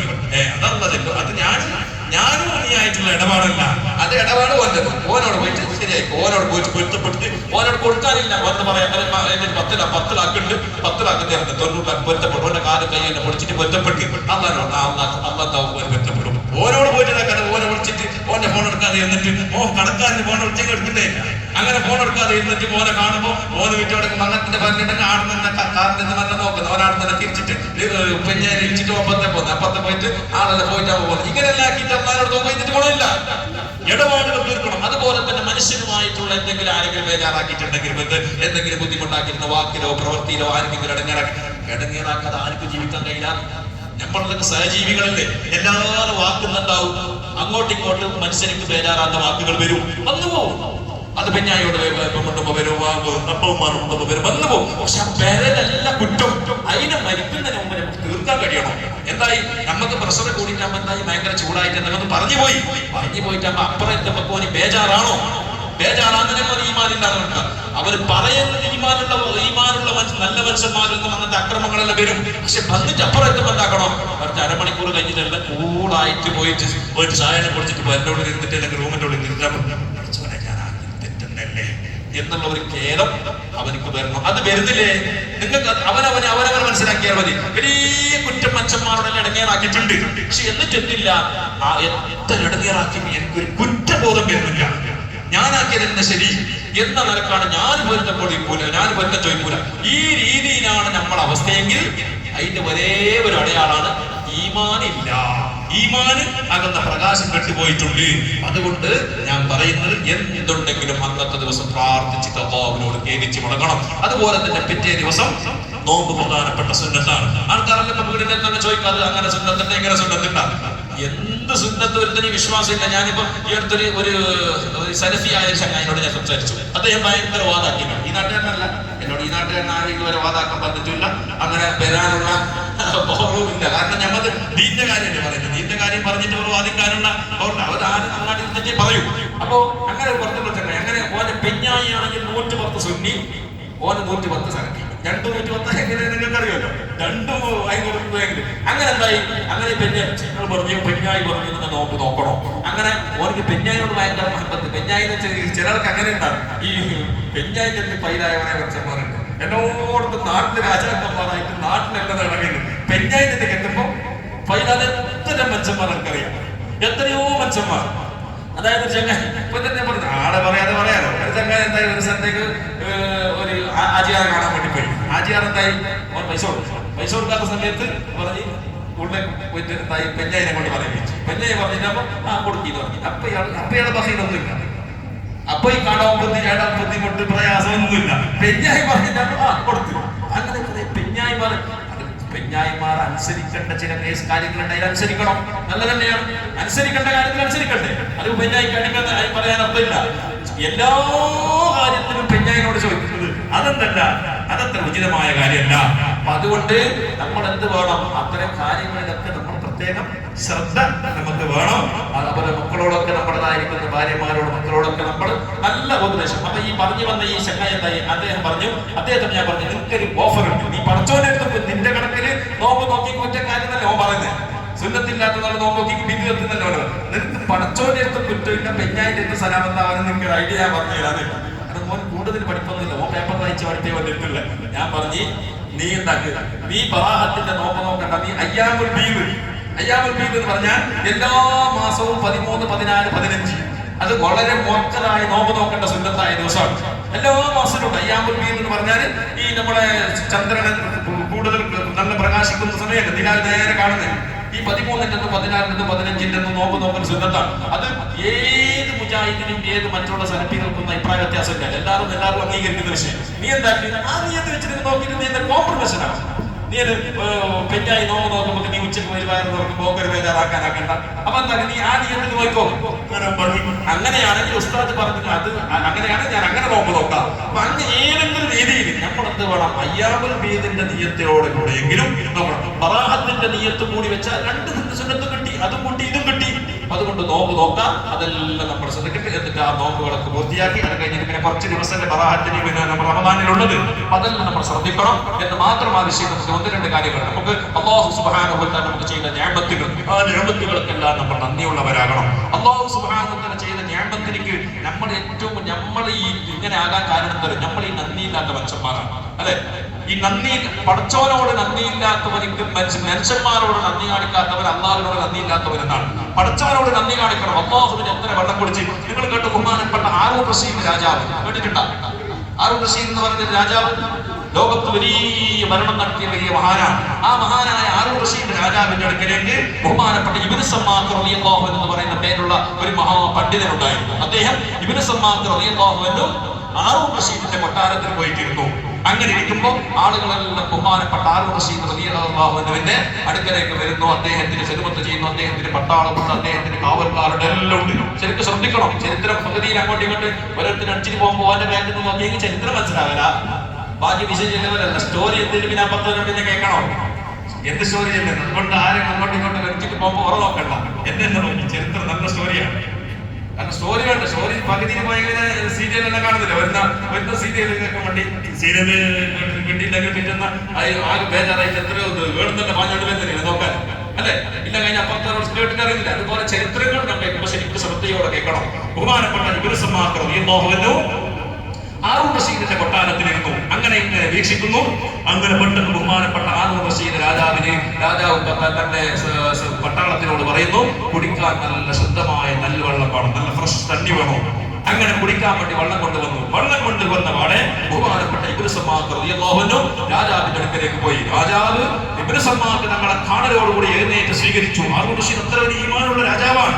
കാരണം ആലിമീങ്ങൾ അത്രയും വലിയ റെസ്പെക്ട് കൊടുത്തിരുന്ന മഹാനാണ്. ഇബ്നു സമ്മാഖ് റളിയല്ലാഹു അൻഹു അടുത്തിരുത്തി സ്വീകരിച്ചു. തന്റെ കസേരയിലിരുത്തി ബഹുമാനത്തോടെ സ്വീകരിച്ചു. ബഹുമാനപ്പെട്ട ഇബ്നു സമ്മാഖ് റളിയല്ലാഹു അൻഹു ചോദിച്ചു, നിങ്ങളുടെ കയ്യിലുള്ള ഈ വെള്ളം ഞാൻ ബഹുമാനപ്പെട്ടവരോട് ചോദിക്കുന്നു, ഞാൻ നിങ്ങളൊരു കാര്യം ചോദിക്കട്ടെ, ഈ വെള്ളത്തിന് നിങ്ങൾ എത്ര വില കൊടുക്കും? എത്ര വിലയാണ് നിങ്ങൾ ഈ വെള്ളത്തിന് കൊടുക്കേണ്ടി വന്നാൽ കൊടുക്കുക? ബഹുമാനപ്പെട്ട രാജാവ് ഹാറൂൻ റഷീദ് പറഞ്ഞു, ഞാൻ എന്റെ വെള്ളത്തിന് എത്ര വില എന്ന് പറയാൻ കഴിയില്ല, എത്ര വില കൊടുക്കണമെന്ന് പറയാൻ കഴിയില്ല. അങ്ങനെ ബഹുമാനപ്പെട്ടവർ ചോദിക്കുന്നു, ഒരു കാലഘട്ടം വന്നു എന്ന് വെച്ചോ, എന്നിട്ട് ഈ രാജ്യത്ത് എവിടെയും വെള്ളമില്ലാതെയായി, ഏത് കിണറിലും ഏത് ബോറിലും എവിടെയും വെള്ളമില്ലാതെയായി. അങ്ങനെ വെള്ളമില്ലാത്ത സമയത്ത് നിങ്ങൾ ഒരു അരമണിക്കൂർ കഴിഞ്ഞാൽ നിങ്ങൾ പടഞ്ഞ് മരിക്കുമെന്ന ഘട്ടത്തിലേക്ക് എത്തി. അത് വെള്ളമില്ലാതായി. അവസാന സക്കറാത്തിന്റെ വേദനയിലേക്ക് എത്തി, മരണത്തിന്റെ വെപ്രാളത്തിലേക്ക് എത്തി. ആ സമയത്താണ് നാട്ടിലാകെ വിഷയം പരക്കുന്നു. ഇതാ മഹാരാജാവാകുന്ന ഹാറൂൻ റഷീദ് വെള്ളമില്ലാതെ പിടഞ്ഞു മരിക്കുന്ന ദാരുണമായ ഘട്ടത്തിലാണെന്ന വാർത്ത കാട്ടുതീ പോലെ നാടിലാകെ പരന്നു. ആ സമയത്താണ് നാട്ടിലുള്ള ഒരു പാവപ്പെട്ട ഒരു മനുഷ്യൻ, ആ മനുഷ്യന്റെ വീട്ടിൽ ഒരു ചെറിയ ഒരു ബോട്ടിൽ അല്ലെങ്കിൽ ഒരു പാത്രത്തിൽ, ഒരു തോൽപാത്രത്തിൽ അല്പം വെള്ളമുണ്ടായിരുന്നു. ആ വെള്ളം പിടിച്ചിട്ട് മഹാരാജാവിന്റെ കൊട്ടാരത്തിലേക്ക് എത്തിയപ്പോൾ അദ്ദേഹത്തിന്റെ കാവൽക്കാർ പട്ടാളക്കാരെല്ലാം വെള്ളത്തിന്റെ പാത്രം കണ്ടപാടെ രാജാവിന്റെ അടുക്കലേക്ക് അദ്ദേഹത്തിന് പാസ് കൊടുത്തു. അദ്ദേഹത്തിന് അത് അവിടുന്ന് പോകാനുള്ള പെർമിഷൻ കൊടുത്തു. മഹാരാജാവിന് സന്തോഷമായി. എന്നിട്ട് മഹാരാജാവിനോട് ചോദിച്ചു, രാജാവേ, എന്റെ കയ്യിലുള്ളത് നല്ല ശുദ്ധമായ വെള്ളമാണ്, ഈ വെള്ളം ഞാൻ നിങ്ങൾക്ക് തരാം, ഇതിലേക്ക് നിങ്ങൾ നല്ല വില തരാൻ നിങ്ങൾ തയ്യാറാണോ എന്ന് ചോദിച്ചു. മഹാരാജാവ് പറഞ്ഞു, എന്ത് ചോദിച്ചാലും തരാം. ആ സമയത്താണ് പറയുന്നത്, നിങ്ങൾ ഈ വിശാലമായി പരന്നു കിടക്കുന്ന സാമ്രാജ്യത്തിന്റെ അധികാരിയല്ലേ, രാജാവല്ലേ? ആ രാജാവായിരിക്കുന്ന നിങ്ങളുടെ രാജ്യത്തിന് നേരെ പകുതിയാക്കിയിട്ട് പകുതി രാജാവ് പകുതി രാജ്യത്തിന്റെ രാജാവായിട്ട് എന്നെ നിയമിക്കണം. ഇന്ത്യനെ നേരെ പാതിയാക്കിയിട്ട് ഇന്ത്യന്റെ നേരെ പകുതിയാക്കിയിട്ട് പകുതിന്റെ മുഖ്യ പ്രധാനമന്ത്രി എന്നെ ആക്കണം. എന്നാൽ നിങ്ങൾക്ക് ഞാൻ ഈ വെള്ളം തരാം എന്നാണ് അദ്ദേഹം പറയുന്നത്. നിങ്ങൾ കൊടുക്കുമോ ഇല്ലയോ? മഹാരാജാവ് ഹാറൂൻ റഷീദ് പറഞ്ഞു, ഞാൻ അങ്ങനെയാണെങ്കിൽ എന്റെ ആ വെള്ളം സാമ്രാജ്യത്തിന് പകുതിയാക്കിയിട്ട് അധികാരം കൊടുത്തിട്ട് അദ്ദേഹത്തിന്റെ കയ്യിലുള്ള വെള്ളം ഞാൻ വാങ്ങി കൊടുക്കും, ഇല്ലെങ്കിൽ ഞാൻ മരിക്കുമല്ലോ, ആ പകുതിയില്ലാതാവുമല്ലോ. ആ സമയത്ത് അങ്ങനെ മഹാരാജാവിനോട് ഇത്തരം പറഞ്ഞു. അങ്ങനെ വീണ്ടും അദ്ദേഹം ചോദിക്കുകയാണ്, അങ്ങനെ നിങ്ങൾ ആ വെള്ളം വാങ്ങിയിട്ട് കുടിച്ചിട്ട് മണിക്കൂറുകൾ കഴിയുന്നു, അങ്ങനെ നിങ്ങൾക്ക് മൂത്രിക്കാൻ പറ്റി. വെള്ളം കുടിച്ചിട്ട് കുറച്ച് മൂത്രിക്കാൻ പറ്റൂലേ? ശരിക്കും ആരോഗ്യം കിഡ്നിയുടെ കറ്റുള്ള ശാരീരികമായ മാർഗം നൽകട്ടെ. കിഡ്നിക്ക് തകരാറ് പ്രയാസങ്ങളുള്ളവർക്ക് പരിപൂർണ്ണ ശിവ നൽകട്ടെ. കിഡ്നിക്ക് നല്ല കറ്റ് നല്ല ആരോഗ്യം ഉണ്ടെങ്കിൽ മണിക്കൂറുകൾ കഴിയുമ്പോൾ മൂത്രിക്കാൻ വേണ്ടി മുട്ടി രാജാവിനോട് ചോദിക്കുകയാണ്. അങ്ങനെ മഹാരാജാവെ, നിങ്ങൾ മൂത്രിക്കാൻ വേണ്ടി നിങ്ങൾ ടോയ്ലറ്റിൽ പോയി, മൂത്രപ്പുരയിലേക്ക് പോയി തിരിക്കുമ്പോൾ മൂത്രം പുറത്തേക്ക് വരുന്നില്ല. വെപ്രാളമായി നിങ്ങളുടെ പ്രജകളെല്ലാം, ഭാര്യയും നിങ്ങളുടെ പ്രജകളൊക്കെ എല്ലാം, വെള്ളാട്ടികളെല്ലാം ഓടി വന്നു. എന്നിട്ട് ഏത് പരിശ്രമമാക്കിയിട്ടും നിങ്ങളുടെ ശരീരത്തിൽ നിന്ന്, നിങ്ങളുടെ വയറിൽ നിന്ന്, ആമാശയത്തിൽ നിന്ന് ഒരു തുള്ളി മൂത്രം പുറത്തേക്ക് ഇനി ഒരല്പം കൂടി സമയം കഴിഞ്ഞാൽ നിങ്ങൾ നിങ്ങളുടെ വയർ വീർത്തിട്ട് മൂത്രം കെട്ടി നിന്നാൽ വയർ വീർത്തിട്ട് കിഡ്നിക്ക് തകരാറ് പല വിപത്തുകൾ വരുമല്ലോ. നിങ്ങൾക്ക് ആകെ സഹിക്കാൻ കഴിയാത്ത ഒരവസ്ഥ വന്നു നോക്കാം. നിങ്ങൾ കൈകാലിട്ട് അടിക്കാൻ തുടങ്ങി. ആ സമയത്ത് നാട്ടിലാകെ വിഷയം വരുന്നു. മഹാരാജാവാകുന്ന ഹാറൂൻ റഷീദിലേക്ക് മാരകമായ രോഗം പിടിപെട്ടിട്ട് മൂത്രം പുറത്തേക്ക് പോകാൻ കഴിയാതെ അദ്ദേഹം ഇതാ വെപ്രാളത്തിലാണ്. ആ സമയത്ത് നാട്ടിലെ വിഷയം പരന്നപാടെ ഏതോ ഒരു പാവപ്പെട്ട വീട്ടിൽ നിന്ന് ഒരു മനുഷ്യൻ ഒരു ചെറിയ ഒരു ബോട്ടിൽ ചെറിയ ഒരു മെഡിസിൻ ഒരു മരുന്നിന്റെ കുപ്പിയുമായി വരുന്നു. എന്നിട്ട് പറയുന്നു, ഇതെന്റെ കുടുംബത്തിന് വല്ല അനാരോഗ്യം വന്നാൽ അതിനെ അവർക്ക് ആരോഗ്യം നിലനിർത്താൻ വേണ്ടി ഞാൻ സൂക്ഷിച്ചതാണ്. ഈ മരുന്ന് നിങ്ങൾ കഴിച്ചാൽ ഉടനെ നിങ്ങളുടെ ശരീരത്തിൽ വയറിലൂടെ കെട്ടിക്കിടക്കുന്ന മൂത്രം പുറത്തേക്ക് പോകും. അതുകൊണ്ട് ഇതിലേക്ക് നിങ്ങൾ നല്ല വില തരണം എന്ന് മഹാരാജാവ് എന്താണ് തരേണ്ടതെന്ന് ഞാൻ തരാം. ആ സമയത്ത് ആ മനുഷ്യൻ പറയുന്നു, നിങ്ങൾ പകുതി സാമ്രാജ്യത്തിന് ഒരു ഗ്ലാസ് വെള്ളത്തിന് വേണ്ടി കൊടുത്തില്ലേ? ഈ പകുതിയുടെ രാജാവാണ് നിങ്ങൾ. ഈ പകുതി രാജ്യത്തിന്റെ അധികാരം എന്റെ കയ്യിലേക്ക് നിങ്ങൾ ഏൽപ്പിക്കുകയാണെങ്കിൽ ഈ വെള്ളം ഈ മരുന്ന് നിങ്ങൾക്ക് ഞാൻ തരാം. ഇത് കുടിച്ചാൽ നിങ്ങളുടെ ശരീരത്തിന് ആരോഗ്യം കിട്ടും. നിങ്ങൾ എന്ത് ചെയ്യും മഹാരാജാവേ? ബഹുമാനപ്പെട്ട ഹാറൂൻ റഷീദ് രാജാവോടെന്ന് പറഞ്ഞു, ഇബ്നു സമാഅത്ത് തങ്ങളെ, ഞാൻ എന്റെ ആരോഗ്യം നിലനിർത്താൻ വേണ്ടി എന്റെ അധികാരത്തെ ഞാൻ മുഴുവനും വിട്ടുകൊടുക്കും. മഹാരാജാവിനോട് ഇബ്നു സമാഅത്ത് റളിയല്ലാഹു അൻഹു പറഞ്ഞു, ഇത്രയാണ് ഈ ദുനിയാവിന്റെ സ്ഥാനങ്ങൾക്ക് അധികാരത്തിനുള്ള വില. ഇത്രയേ വിലയുള്ളൂ. ഒരു ഗ്ലാസ് വെള്ളത്തിന് വേണ്ടി നിങ്ങൾ പകുതി സാമ്രാജ്യം വിട്ടുകൊടുത്തു. ഒരു ഗ്ലാസ് വെള്ളം കുടിച്ചത് മൂത്രമായിട്ട് പുറത്തേക്ക് എടുക്കണമെങ്കിൽ ബാക്കിയുള്ള സാമ്രാജ്യത്തെ മുഴുവനും നിങ്ങൾ വിട്ടുകൊടുത്തെങ്കിൽ. എന്നിട്ട് മഹാരാജാവിനോട് ബഹുമാനപ്പെട്ട ഇബ്നു സമാഅത്ത് റളിയല്ലാഹു അൻഹു ഇതെല്ലാം വെറുതെ കെട്ടിക്കിടന്ന് പറയുന്ന കഥകളല്ല. ബഹുമാനപ്പെട്ടവർ കിതാബുകളിലൂടെ താരീഖുകളിലൂടെ ബഹുമാനപ്പെട്ട ഇമാമികളൊക്കെ പറഞ്ഞു തരുന്ന കഥകളാണ്. ബഹുമാനപ്പെട്ടവർ പറയുന്നു, ഇനി നിങ്ങൾ ചിന്തിക്ക്, അല്ലാഹു സുബ്ഹാനഹു വ തആല നിങ്ങൾ ചെയ്ത നിഅമത്ത് എത്രയാണ്? നിങ്ങൾക്ക് അല്ലാഹു ചെയ്ത നിഅമത്ത് എത്രയാണ്? നിങ്ങൾ ഇത്രയും ഈ വയസ്സിന്റെ ഇടയിൽ നിങ്ങൾ കുടിച്ച വെള്ളത്തിന്റെ കണക്കെത്ര? എത്ര വെള്ളമാണ് കുടിച്ചത്? വഇൻ തഅദ്ദൂ നിഅമത്തല്ലാഹി ലാ തുഹ്സൂഹാ ഇന്നല്ലാഹ ലഗഫൂറുർ റഹീം. അല്ലാഹു ഖുർആനിൽ പറയുകയാണ്, വഇൻ തഅദ്ദൂ അല്ലാഹു സുബ്ഹാനഹു വ തആല പറയുന്നു, വഇൻ തഅദ്ദൂ നിഅമത്തല്ലാഹ്, അല്ലാഹുവിന്റെ നിഅമത്തിനെ എണ്ണാൻ ഒരാൾ വിചാരിച്ചാൽ, കണക്കാക്കിയിട്ട് അതിനെ കണക്ക് കൂട്ടാൻ വിചാരിച്ചാൽ, എണ്ണീറ്റ് അതിനെ ഒരറ്റത്തേക്ക് എത്തിക്കാൻ ലോകത്തൊരു മനുഷ്യനും സാധ്യമല്ല. മഹാരാജാവിനോട് പറയുന്നു, നിങ്ങൾ ഇന്ന് വരെ കുടിച്ച വെള്ളത്തിന്റെ കണക്കെത്രേ? ആ വെള്ളത്തിന് കൊടുക്കുന്ന വില അല്ലാഹു നിങ്ങളോട് വില ചോദിച്ചാൽ നിങ്ങൾ എന്ത് കൊടുക്കും? ഒരു ഗ്ലാസ് വെള്ളത്തിന് വേണ്ടി സാമ്രാജ്യത്തെ വിട്ടുകൊടുത്തില്ലേ? എന്നാൽ അല്ലാഹുവിന്റെ കോടതിയിലേക്ക് എത്തുമ്പോൾ നിങ്ങൾ കുടിച്ച വെള്ളത്തിന്റെ വില അതിനുള്ള നന്ദിയായിട്ട് ഇബാദത്ത് അല്ലാഹു ചോദിച്ചാൽ ഒരു ഗ്ലാസ് നിങ്ങൾ നമ്മളെ അന്നത്തെ സാമ്രാജ്യത്തിൽ നമ്മളെ ഒരു 100 ഏക്കർ ജാഗേണ്ടത് വെച്ചോ, 100 ഏക്കർ ജാഗിന് എന്തായി? ഒരു ഗ്ലാസ് വെള്ളത്തിന് 50 ഏക്കർ മുഴുവനും കൊടുത്തു. ബാക്കിയുള്ളത് മൂത്രം പോകാൻ വേണ്ടി 50 കൊടുത്തു. എത്ര കോടിയുടെ സുഖാണ് ആ കോടി ഒരു ഗ്ലാസ് വെള്ളത്തിന് വേണ്ടി കൊടുത്തിട്ടുണ്ടെങ്കിൽ അല്ലാഹു സുബ്ഹാനഹു വ തആല ഞാൻ നിനക്ക് തന്ന വെള്ളത്തിന് ആ വെള്ളം കുടിച്ചു തീർത്തതിന്റെ കണക്ക് അല്ലാഹു ചോദിച്ചാൽ എന്തായിരിക്കും റബ്ബിനോട് പറയാ? അതേ സമയത്ത് നിന്റെ ശരീരത്തിൽ നിന്ന് ഒരു ദിവസത്തെ എത്ര തവണയാണ് മൂത്രം പുറത്തേക്ക് പോയത്? ഒരു പ്രയാസമുണ്ടായിട്ടുണ്ടോ? ഇന്ന് വരെ ആരോഗ്യത്തിന് പ്രശ്നമുണ്ടോ? ഒരു ദിവസത്തിൽ 4-5 തവണ നമ്മുടെ ശരീരത്തിൽ നിന്ന് മൂത്രം പുറത്തേക്ക് നമ്മൾ പുറത്തു വിടുന്നു. എന്തെങ്കിലും അതിനൊരു പ്രയാസമുണ്ടായിട്ടുണ്ടോ? എന്നിട്ട് മഹാനവരുകൾ ചോദിക്കുന്നു, നിങ്ങൾ ആ മൂത്രം ഒഴിച്ചതിന് ശേഷം എത്ര തവണയാണ്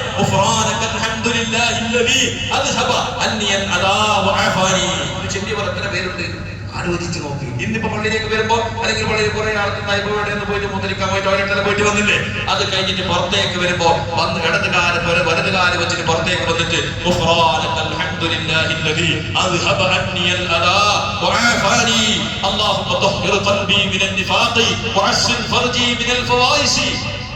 എത്ര പേരുണ്ട്? ചിന്തിക്കണം. വെള്ളം കുടിച്ചു, നല്ല ശുദ്ധമായ വെള്ളം. പുറത്തേക്ക് പോകുമ്പോ അല്ലെങ്കിൽ വരുമ്പോ നല്ല പായസം കിട്ടിയിട്ടുണ്ടാവും. പായസം കിട്ടിയില്ല, മുന്നേ വന്നവർക്ക് കിട്ടിയില്ല, പയ്യ വന്നവർക്ക് കിട്ടിയിട്ടുണ്ടോ? പയ്യ വന്നവർക്ക് തന്നെ ഞാൻ ഒരു ചാൻസാണ്. പയ്യ വന്നവർക്ക് തന്നെ മുന്നേ വന്നവർക്ക് ചാൻസാണ്. അല്ലേ?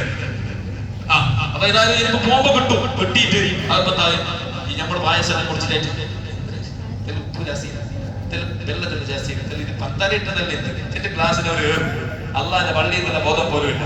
അള്ളാഹുവിന്റെ പള്ളിയിൽ വരാതെ അല്ലെ അവിടെ തന്നെ കൊണ്ടിട്ടാ അത് അവരുടെ ഷൂടെ പണിയല്ല. തീരില്ലെങ്കിൽ അങ്ങാക്കരുത്, അങ്ങ് വേണമെങ്കിൽ ക്ലാസ് വർക്കട്ടെ. ഇതല്ല ഈമാനുള്ള മനുഷ്യന്റെ അടയാളം. അതല്ല നമ്മൾ കുടിച്ചതിനെ അള്ളാഹുവിന്റെ പള്ളി കഴിയുമെങ്കിൽ അതിനെ കൊണ്ടുപോയിട്ട് അതിന് എറിയാനുള്ള സ്ഥലങ്ങൾ നിക്ഷേപിക്കാനുള്ള സ്ഥലം ഉണ്ടാവും. ആ സ്ഥലത്ത് കൊണ്ടുപോയിട്ടിടണം.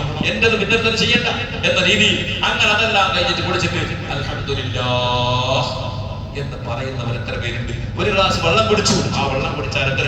ഞാൻ ചോദിക്കുന്നത് എത്ര വെള്ളം? ഒരു ലിറ്റർ വെള്ളത്തിന് എത്ര വില? ഉമ്മമാരൊക്കെ ശ്രദ്ധിക്കണം. വെള്ളത്തിന് ക്ഷാമം വരുന്നു. ഇപ്പോ 1 മാസം 2 മാസം കഴിയുമ്പോൾ ഉസ്താദ് ട്രെയിനിൽ പോകണം. ഈ ട്രെയിനിൽ ഇരുന്ന് കാലിക്കട്ട് തിരുവനന്തപുരത്തേക്ക് അല്ലെങ്കിൽ വേറെ ലോങ് യാത്ര പോകണം. അജ്മീർക്ക് പോകുമ്പോൾ എത്ര ബോട്ടിൽ വെള്ളം എടുക്കുന്നുണ്ട്? ആ വെള്ളം എടുക്കുമ്പോൾ അതിന് ജാഗ്രതയിൽ വെക്കുന്നത് എടുത്തിട്ട് ആ ബോട്ടിന്റെ വെള്ളത്തിന് അങ്ങനെ ഇതാക്കിയിട്ട് അങ്ങനെ ബാഗിൽ വെക്കുന്നത് നഷ്ടപ്പെട്ടുണ്ടാകും അല്ലെ. 1 ലിറ്റർ വെള്ളത്തിന് 20 രൂപ മിനിമം 20 രൂപ കൊടുക്കണം. നമ്മുടെ പല്ലിൽ എല്ലാവരും പല്ലിൽ എത്ര ലിറ്ററിന്റെ ടാങ്കിയുള്ള എത്ര ലിറ്ററിന്റെ ടാങ്കി? 1000ന്റെ അല്ല എല്ലാവരും. എന്റെ പല്ല് 1500 ലിറ്ററിന്റെ ടാങ്കിയാണുള്ളത്. എല്ലാം മിനിമം 1000 ലിറ്റർ ടാങ്ക്. ഒരു ദിവസത്തിന് 1000 ലിറ്ററിന് പൈസ കൊടുക്കും. 20 രൂപ വരെ. ഉമ്മമാർ ശരിക്കും ശ്രദ്ധിക്കണം. എത്ര വെള്ളം ഇസ്രാഫാക്കുന്നു, എത്ര വെള്ളം ഇസ്രാഫ്. ആരും കഴിയാത്ത അവസ്ഥ അല്ലെ. തിന്ന ചോറിന് ഹോട്ടലിൽ പോയി ചോറ് വെച്ചിട്ട് വീണ്ടും ചോറ് വെച്ച് അതിനും ടാക്സിയാണ് GST അല്ലെ. GST ഇല്ലാത്ത അതുകൊണ്ട് ഇപ്പോൾ കുറെ ആൾക്കാർ ഈ ലോക്കൽ ചെറിയ ചെറിയ തട്ടുകടക്കെല്ലാം പോകുന്നതിനറിയോ അവിടെ GST ലാഭാക്കാം. വലിയ ഹോട്ടലൊക്കെ GST കെട്ടണോ അല്ലെ. 1000 രൂപ സാധനം എടുത്തെങ്കിൽ അതിന് 200-300 രൂപ GST ഇടുന്ന അവസ്ഥ ചില വസ്തുക്കൾക്ക്. അങ്ങനെ എന്താണെന്ന് വെച്ചാൽ കുറച്ച് കാലം കഴിയുമ്പോൾ ചിലപ്പോൾ വെള്ളത്തിന് പുരയിൽ വെള്ളം യൂസ് ആക്കിയിട്ട് മീറ്റർ വെച്ചിട്ട് സർക്കാർ മീറ്റർ വെക്കും. മീറ്റർ വെച്ചിട്ട് അതിനുണ്ടാവും പൈസ എടുക്കണമെന്ന് പറഞ്ഞാൽ അപ്പൊ ജാഗ്രതയാക്കേ. അപ്പൊ എന്റെ സഹോദരന്മാരെ ഉമ്മമാരെ വളരെ ഗൗരവത്തോടെ മനസ്സിലാക്കണം. 1000 ലിറ്റർ വെള്ളത്തിനിക്ക് 20,000 രൂപയായി. ആ 20,000 രൂപ വില കൊടുക്കുകയാണെങ്കിൽ എത്ര കൊടുക്കണ്ടേ? ഇങ്ങനെ എത്രയോ വെള്ളങ്ങൾ നമ്മൾ ഇസ്രാഫാക്കുന്നു. നമ്മുടെ ജീവിതം നമ്മൾ നഷ്ടപ്പെടുത്തി കളയുന്നതാണ്. അവിടെ ഇത്തരം കാര്യങ്ങൾ നമ്മൾ ശ്രദ്ധിക്കണം. ശ്രദ്ധയോടുകൂടെ നമ്മുടെ ജീവിതത്തിൽ എപ്പോഴും നമ്മൾ ശ്രദ്ധ. ഒരു ഡ്രസ്സ് എടുക്കാൻ വേണ്ടി പെണ്ണുങ്ങൾ പോയാൽ വാഷിംഗ് മെഷീനിലേക്ക് പോയാൽ ഒരു 100-150 ലിറ്റർ വെള്ളം ഒരു തിരിക്കാം. പഴയ കാലത്തൊക്കെ വെള്ളം കുറയാനുള്ള വെള്ളം നിലനിൽക്കാൻ കാരണം എല്ലാവരും കിണറ്റിൽ കോരിയിട്ട് കൊണ്ടുപോയിട്ട് അപ്പൊ ആവശ്യത്തിന് വെള്ളം മാത്രം യൂസ് ആയിക്കൊണ്ടായിരുന്നു. ഒരു കുടപ്പാണ് തണ്ണി കൊണ്ടെങ്കിൽ എന്തായി എല്ലാ കാര്യത്തിലും എന്തുണ്ടായി? 5-6 ഒതു എടുത്തിട്ടും വന്നിട്ടും എന്നിട്ട് കുടിച്ചിട്ടും ചായ വെച്ചിട്ടും ജ്യൂസ് ആക്കിയിട്ട് അതിന് വെള്ളം ഇന്നുണ്ടായി. പഴയ കാലത്ത് കിണ്ടിയിൽ ഒതു എടുത്തിട്ട് നമ്മുടെ കാലത്ത് നമ്മുടെ ചെറുപ്പത്തിലൊക്കെ കണ്ട കിണ്ടി ഒരു കിണ്ടി വെള്ളം ഉപ്പന്നെ തരുന്നെങ്ങനെ മോദി രാത്രി മകനിന് ശേഷം ഒതു കൊടുക്കുമ്പോ ഒരു കിണ്ടി വെള്ളം ഉപ്പ് ഒഴിച്ചിട്ട് തരുന്നത്. അതിലെന്താക്കണം? അതിലെല്ലാം തീരണം. അത് കിണ്ടിന് ഫുള്ള് കിട്ടല്ല മുക്കാൽ. അങ്ങനത്തെ ഒരു കാലം ഉണ്ടായി അല്ലെ. ഇന്ന് നിങ്ങൾ നോക്കും. നിങ്ങൾ ഇന്ന് പലര് നാളെ വന്ന് നിങ്ങൾ ട്രയൽ നോക്കും. നിങ്ങളൊന്ന് പരിശോധിച്ച് നോക്കും. നാളെ സഭയ്ക്ക് നിങ്ങൾ പള്ളിക്ക് വരുമ്പോൾ അല്ലെങ്കിൽ പലരും ഒതു കൊടുക്കാൻ വേണ്ടി നോക്കുമ്പോൾ ടേപ്പത്തിരിക്കുന്നത് അവിടെ ഒരു ബാധ്യ വെക്കും. അടിയിൽ ഒരു ബക്കറ്റ് വെക്കും. ആ ബക്കറ്റ് വെച്ചിട്ട് ഒതു കഴിഞ്ഞിട്ടായിട്ട് നോക്കുമ്പോൾ ആ ബക്കറ്റ് എത്ര വെള്ളമായിട്ടുണ്ട് അതിനൊരു കുപ്പിയിൽ കൂട്ടിട്ട് നോക്കും. ഒരു ലിറ്ററിന്റെ വെള്ളം ലിറ്ററിന്റെ പാത്രത്തിന് അളന്ന് നോക്കി എത്ര വെള്ളം ഇസ്രാഫ്. ആ വെള്ളം ഇസ്രാഫല്ലേ? അത് മുസ്തഅമലായ വെള്ളമല്ലേ. ഒതുവിലേക്ക് ഉപയോഗിച്ച വെള്ളം വേറെ ആവൂല. അപ്പൊ അങ്ങനെ എത്ര വെള്ളങ്ങളാണ്. അതെന്തുകൊണ്ട് അതിനെ നമ്മൾ തിരിക്കുന്നത്? ഫുള്ളായിട്ട് തിരിക്കും. ഞാൻ സന്ദർഭോചിതമായിട്ട് എന്റെ സഹോദരിമാർ കേൾക്കാൻ വേണ്ടിയിട്ടാണ് ഞാൻ പറയുന്നത്. കാരണം അധികവും വീട്ടിൽ ഇസ്രാഫ് നടത്തുന്നത് പെണ്ണുങ്ങളാണ്. ഇസ്രാഫ് ചെയ്താൽ ബർക്കത്തുണ്ടാവില്ല, റിസ്കിന് ബർക്കത്തുണ്ടാവില്ല എന്നാണ്.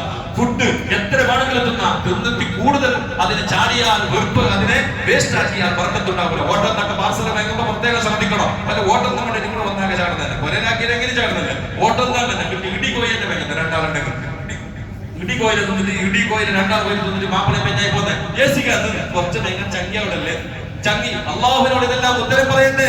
അതുകൊണ്ട് ഇത്തരം കാര്യങ്ങൾ ശ്രദ്ധിച്ചുകൊണ്ട് അനാവശ്യമായ ചെലവുകൾ ഒഴിവാക്കണം. അള്ളാഹുവിന്റെ ദീനിന് വേണ്ടി ചെലവാക്കണം. അള്ളാഹുവിന്റെ പള്ളി നമ്മൾ കാണുന്നില്ലേ? ഇതിന്റെ പണി ഉമ്മമാരൊക്കെ ഇതിന്റെ പള്ളിന്റെ അകത്തൊക്കെ ഇതിന്റെ കണ്ടിയിലൊക്കെ നോക്കിയിട്ടുണ്ടാവും. എത്ര മനോഹരമായ പള്ളി. കഴിഞ്ഞ വർഷം വരുന്ന ഇത്ര ചന്തമുണ്ടായിരുന്നു. നല്ല ചന്തത്തിന്റെ പള്ളി. എന്തൊരു കാണാൻ ഭംഗി. അപ്പോൾ ഞങ്ങൾക്കില്ലല്ലോ. അതിലെല്ലാം നിസ്കരിക്കുന്ന ആണുങ്ങളല്ലേ? ഞങ്ങൾക്ക് നിസ്കരിക്കാനെങ്കിൽ നിങ്ങൾക്ക് നിസ്കരിക്കുന്നെങ്കിൽ ഇത്ര ചിന്തിച്ചാൽ മതി. നിങ്ങൾ മരിച്ചു കിടക്കുന്ന ഖബറിന്റെ അടുത്തുള്ള തൊട്ടടുത്തുള്ള പള്ളിയാ. ഈ പള്ളിയിലേക്ക് നിങ്ങൾ ഒരു ദിവസം നാട്ടിലുള്ള പെണ്ണുങ്ങളെല്ലാം ഒരു ദിവസം കൊണ്ടുവരൂലേ? ഒരു ദിവസം എല്ലാ പെണ്ണുങ്ങളെയും കൊണ്ടുവരൂലേ? അതുകൊണ്ട് ഉമ്മമാരെ സ്നേഹത്തിന്റെ ഭാഷയിൽ പറയുന്നു, രക്ഷിതാക്കളോട് പറയുന്നു, അല്ലാഹുവിന്റെ പള്ളി മനോഹരമായ മനോഹരമായ പള്ളി, ഇതിന്റെ പണി എനിക്ക് ചെറിയൊരു ശതമാനമാണ് ബാക്കിയുള്ളത്. അതിന്റെ പണികളൊക്കെ എത്രയും പെട്ടെന്ന് പൂർത്തിയാക്കേണ്ടതുണ്ട്. നാട്ടുകാരായ നിങ്ങളൊക്കെ ഇതിനെ ഏറ്റെടുക്കണം. ഒരുപാട് ആളുകൾ വാഗ്ദാനം ചെയ്തവർ, അവർ വാഗ്ദാനം ഏറ്റെടുത്തവർ കൊടുക്കാൻ കഴിയാത്തവരുണ്ടാവും. സാമ്പത്തികമായ ഞെരുക്കം കൊണ്ടായിരിക്കാം. പക്ഷെ ആരെയും വിമർശിക്കുകയോ അവരെ ആക്ഷേപിക്കുകയോ ചെയ്യില്ല. എല്ലാവരും കഷ്ടപ്പാടുണ്ട്, പ്രയാസങ്ങളുണ്ട്, ബുദ്ധിമുട്ടുണ്ട്. 4-5 മക്കളും ഭാര്യയും കുടുംബം ഒരു ഭാഗത്ത് ചെലവോട് ചെലവ് വാടക കൊടുക്കാൻ വഴിയില്ലാത്തത്രയോ പാവങ്ങൾ ജീവിക്കുന്ന നാടാണ് നമ്മുടെ നാട്. എന്നാലും നിങ്ങളോട് പറയുന്നു, ഇത് നിങ്ങൾക്ക് ആഖിറത്തിലേക്ക് ബാക്കിയാകുന്ന സ്വത്താണിത്. അല്ലാഹുവിന്റെ പള്ളിക്ക് നിങ്ങൾ വാഗ്ദാനം ചെയ്തത്, ആ ചെയ്ത പൈസ എത്രയും പെട്ടെന്ന് നിങ്ങൾ നിയ്യത്ത് ചെയ്താൽ നിങ്ങൾക്ക് കൊടുക്കാൻ എത്തിക്കും. കാരണം നിങ്ങൾ ചിന്തിച്ചാൽ മതി, എന്റെ 10,000 ബാക്കിയുണ്ട്, അത് കാരണം കൊണ്ട് എന്റെ പള്ളിന്റെ പണി ബാക്കിയായി പോകരുത് എന്നെല്ലാവരും ചിന്തിച്ചാൽ എത്രയും പെട്ടെന്ന് പള്ളിന്റെ പണി പൂർത്തി. എത്ര നമ്മളിപ്പോ പൈസ നമ്മൾ പറയുന്നില്ലേ, എത്ര പൈസ നമ്മൾ ഇപ്പൊ ഈ 65,000 ഗ്രാമിന് വിലയായിട്ട് വരെ പങ്കാളി എടുക്കുന്ന ആൾക്കാരുണ്ട്. 65,000 ഒരു പൗണ്ട് 65,000 അല്ലേ? ഒരു പൗണ്ട് 65,000 രൂപ വില ഉണ്ടായിട്ടും ഇപ്പോ ബന്ധത്തിന് മാത്രമല്ല ഒരു അബദ്ധം അങ്ങനെ ഉണ്ടെങ്കിൽ ബംഗാറുണ്ടെങ്കിൽ എങ്ങനെ ബംഗാറ് ബന്ധത്തിനുള്ള ആൾക്കാരല്ല ആൾമാർ എന്ത് ചെയ്തു പെട്ടില്ലെങ്കിൽ എങ്ങനെ? അപ്പൊ അങ്ങനെ നമുക്ക് മനസ്സുണ്ടെങ്കിൽ ഏതും നടക്കുന്നത് മനസ്സിന്റെ മാർഗയിലല്ലേ? അങ്ങനല്ലേ കാര്യങ്ങൾ? അതുകൊണ്ട് സഹോദരന്മാരായ നിങ്ങൾ വാഗ്ദാനം ഏറ്റെടുത്തത് എത്രയും പെട്ടെന്ന് കൊടുത്തു വിട്ടണം. ഇൻഷാ അല്ലാഹ് റമദാൻ വരുന്നതിന് മുമ്പ് ഇൻഷാ അല്ലാഹ് എന്റെ പൈസ അത് ഞാൻ കൊടുത്തു വിടുമെന്ന നിയത്തോടുകൂടെ. അതുപോലെ തന്നെ ഉമ്മമാർ സഹോദരിമാരോടൊക്കെ പറയുന്നു, നിങ്ങൾക്കും ഇനിയും പള്ളിക്ക് വേണ്ടി സഹായിക്കാൻ എന്തെല്ലാം വഴികളുണ്ട്. അല്ലാഹുവിന്റെ പള്ളിക്ക് വേണ്ടി കാർപ്പറ്റിന് വേണ്ടി ഞാൻ കഴിഞ്ഞ റമദാനിൽ തുടങ്ങി വെച്ചതാണ്. അതിന് ഏകദേശം ഒരു 4 ലക്ഷം രൂപ വരെ ആയിട്ടുണ്ട്, അതിന്റെ കളക്ഷൻ ആയിട്ടുണ്ട്. അതിന് ഒരു മുസല്ലയുടെ പൈസ 2,000 രൂപ. ഉമ്മമാരെ നിങ്ങൾക്കും അതിലേക്ക് ഭാഗമാകാം. നിങ്ങൾക്ക് പള്ളിക്ക് വരാൻ ഭാഗ്യമോ അവസരമില്ലാതെ വന്നതിന് ബേജാറാകണ്ട. നിങ്ങൾ ഒരു പള്ളിക്ക് ഒരു മുസല്ലന്റെ പൈസ നിങ്ങൾ കൊടുത്താൽ 2,000 രൂപ കൊടുത്തിട്ട് ഒരു മുസല്ലന്റെ പൈസ കൊടുത്താൽ ആ പള്ളിയിൽ എത്രയോ മുഅ്മിനീങ്ങൾ വന്ന് നിസ്കരിക്കും. ആ നിസ്കരിക്കുന്നതിന്റെ കൂലികളൊക്കെ നിങ്ങളുടെ അക്കൗണ്ടിലേക്ക് വരും. നിങ്ങൾക്ക് അതിന്റെ പ്രതിഫലം കിട്ടും. നാളെ മരിച്ചിട്ട് ഖബറിലേക്ക് എത്തിയാൽ മരിച്ചുപോയ ഉമ്മാക്ക് വേണ്ടി, മരിച്ചുപോയ ഉപ്പാക്ക് വേണ്ടി, മരിച്ചുപോയ ഭർത്താവിന് വേണ്ടി, മരിച്ചുപോയ മക്കൾക്ക് വേണ്ടി നമ്മൾ അവർക്ക് അതിയ ചെയ്തുകൊണ്ട് ഒരു മുസല്ലന്റെ പൈസ 2,000 രൂപ ആ ഒരു ഡ്രസ് എടുക്കുന്ന പൈസ ആയിട്ടുള്ളൂ അല്ലെ? ഒരു പെരുന്നാളിന് ഒരു ഡ്രസ് എടുക്കുന്ന പൈസയെ ആയിട്ടുള്ളൂ. അതുകൊണ്ട് അങ്ങനെ ഒരു നിയ്യത്ത് ചെയ്തുകൊണ്ട് ഈ പള്ളിയിൽ നിന്ന് പിരിയണം. മഹാന്മാരായ ബദരീങ്ങളുടെ മഹത്വം പറഞ്ഞ മജ്‌ലിസ, ബദരീങ്ങളുടെ പേരിൽ അവരുടേതായ തവസ്സുൽ ചെയ്തുകൊണ്ട് ദുആ ചെയ്യാനുള്ള മജ്‌ലിസ. അതുകൊണ്ട് കൊടുത്തവർ നിങ്ങളൊക്കെ ചില ആൾക്കാരുണ്ടാവും, ഞാൻ എന്തായി എന്തെല്ലാം കൊടുത്ത് ഞാൻ ഉസ്താദ് പറഞ്ഞ നക്കല്ലത് ഓടുമ്പോൾ അത് കൊടുത്തിട്ട് മതിയായിട്ടില്ല. കൊടുത്തിട്ട് നിങ്ങൾക്ക് ഇത്രയെന്ന് പറഞ്ഞിട്ട് നാട്ടുകാർ കമ്മിറ്റി നിശ്ചയിച്ചിട്ടുണ്ടെങ്കിൽ അള്ളാന്റെ ലിസ്റ്റിൽ നിങ്ങളെ സ്വന്തത്തിലുണ്ടെന്ന് അള്ളാഹ് അറിയൂലേ? അള്ളാഹു കണക്കാക്കിയിട്ടുണ്ട്, എന്റെ പള്ളിക്ക് ഇത്ര കൊടുക്കണം, നിനക്ക് ഇത്ര സമ്പത്തുണ്ട്, ആ സമ്പത്തിൽ നിന്ന് ഇത്ര ശതമാനം എന്റെ പള്ളിക്ക് വേണ്ടി കൊടുക്കണം എന്നവർ കണക്ക് പടച്ചവന്റെ കണക്കിലുണ്ടാവും. അതുകൊണ്ട് കൊടുത്തവർ വീണ്ടും അടുത്ത വെള്ളിയാഴ്ച പള്ളിക്ക് വരും. ഞാൻ കൊടുത്ത എന്റെ തന്നെ കൊടുത്തിട്ടുണ്ട് 5,000 രൂപ എന്റെ പള്ളിക്ക്. ഇത് ബാക്കിയാകുന്ന സ്വത്താണ്.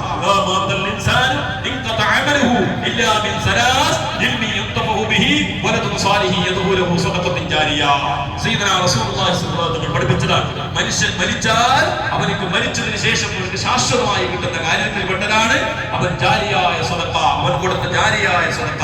ജാരിയായ സ്വതക്ക എന്ന് പറഞ്ഞാൽ എന്നെന്നും കിട്ടിക്കൊണ്ടിരിക്കുന്ന സ്വതക്ക. റോഡിൽ നല്ലവനായി റോഡിൽ നല്ല ഒരു മരം നട്ടു വളർത്തി ഒരു തണൽ ലഭിക്കാൻ വേണ്ടിയിട്ട്. ഇപ്പൊ റോഡിൽ മരം നട്ടുന്ന എല്ലാവരും കൊത്തുന്ന കാലമാണ്. അങ്ങനെ ഒരു മനുഷ്യന്മാർക്ക് ഉപകാരപ്പെടുന്ന സ്ഥലത്ത് പറ്റായ ഒരു പ്രാണികൾക്ക് റോഡിൽ പോകുന്ന നല്ല ഇന്ന് വരെ നമ്മൾ നട്ടിട്ടുണ്ടാവും. ഇപ്പോ ഞങ്ങളെ പുരയിൽ എന്തെല്ലാം പേരക്ക, മാങ്ങ, അത് ചിക്കു, കുക്കു എന്തെല്ലാം ഫ്രൂട്ട്സിന്റെ മരങ്ങളുണ്ട്. ഇപ്പോ പബ്ലിക്കായ സ്ഥലത്ത് ഇതാ ഞാൻ എന്റെ വകയായ ചെടി ഞാൻ നടന്നു. കുറെ പക്ഷികൾ, ജീവജാലങ്ങൾ ആരെങ്കിലും തിന്നിട്ട് ഏതെങ്കിലും അള്ളാന്റെ ശ്രദ്ധ തിന്നു പോട്ടെ എന്ന് വിചാരിച്ചിട്ട് നമ്മൾ ഇന്ന് വരെ ഒരു ചെടി നട്ടിട്ടുണ്ടാവോ? ഉണ്ടോ? നമ്മുടെ കമ്പൗണ്ടിന്റെ ഉള്ളിൽ ഉള്ളതെല്ലാം നമ്മൾ കൊടുത്തിട്ട് ഞാൻ നട്ടിട്ട് നിങ്ങൾ നട്ടിട്ടുണ്ടാവും.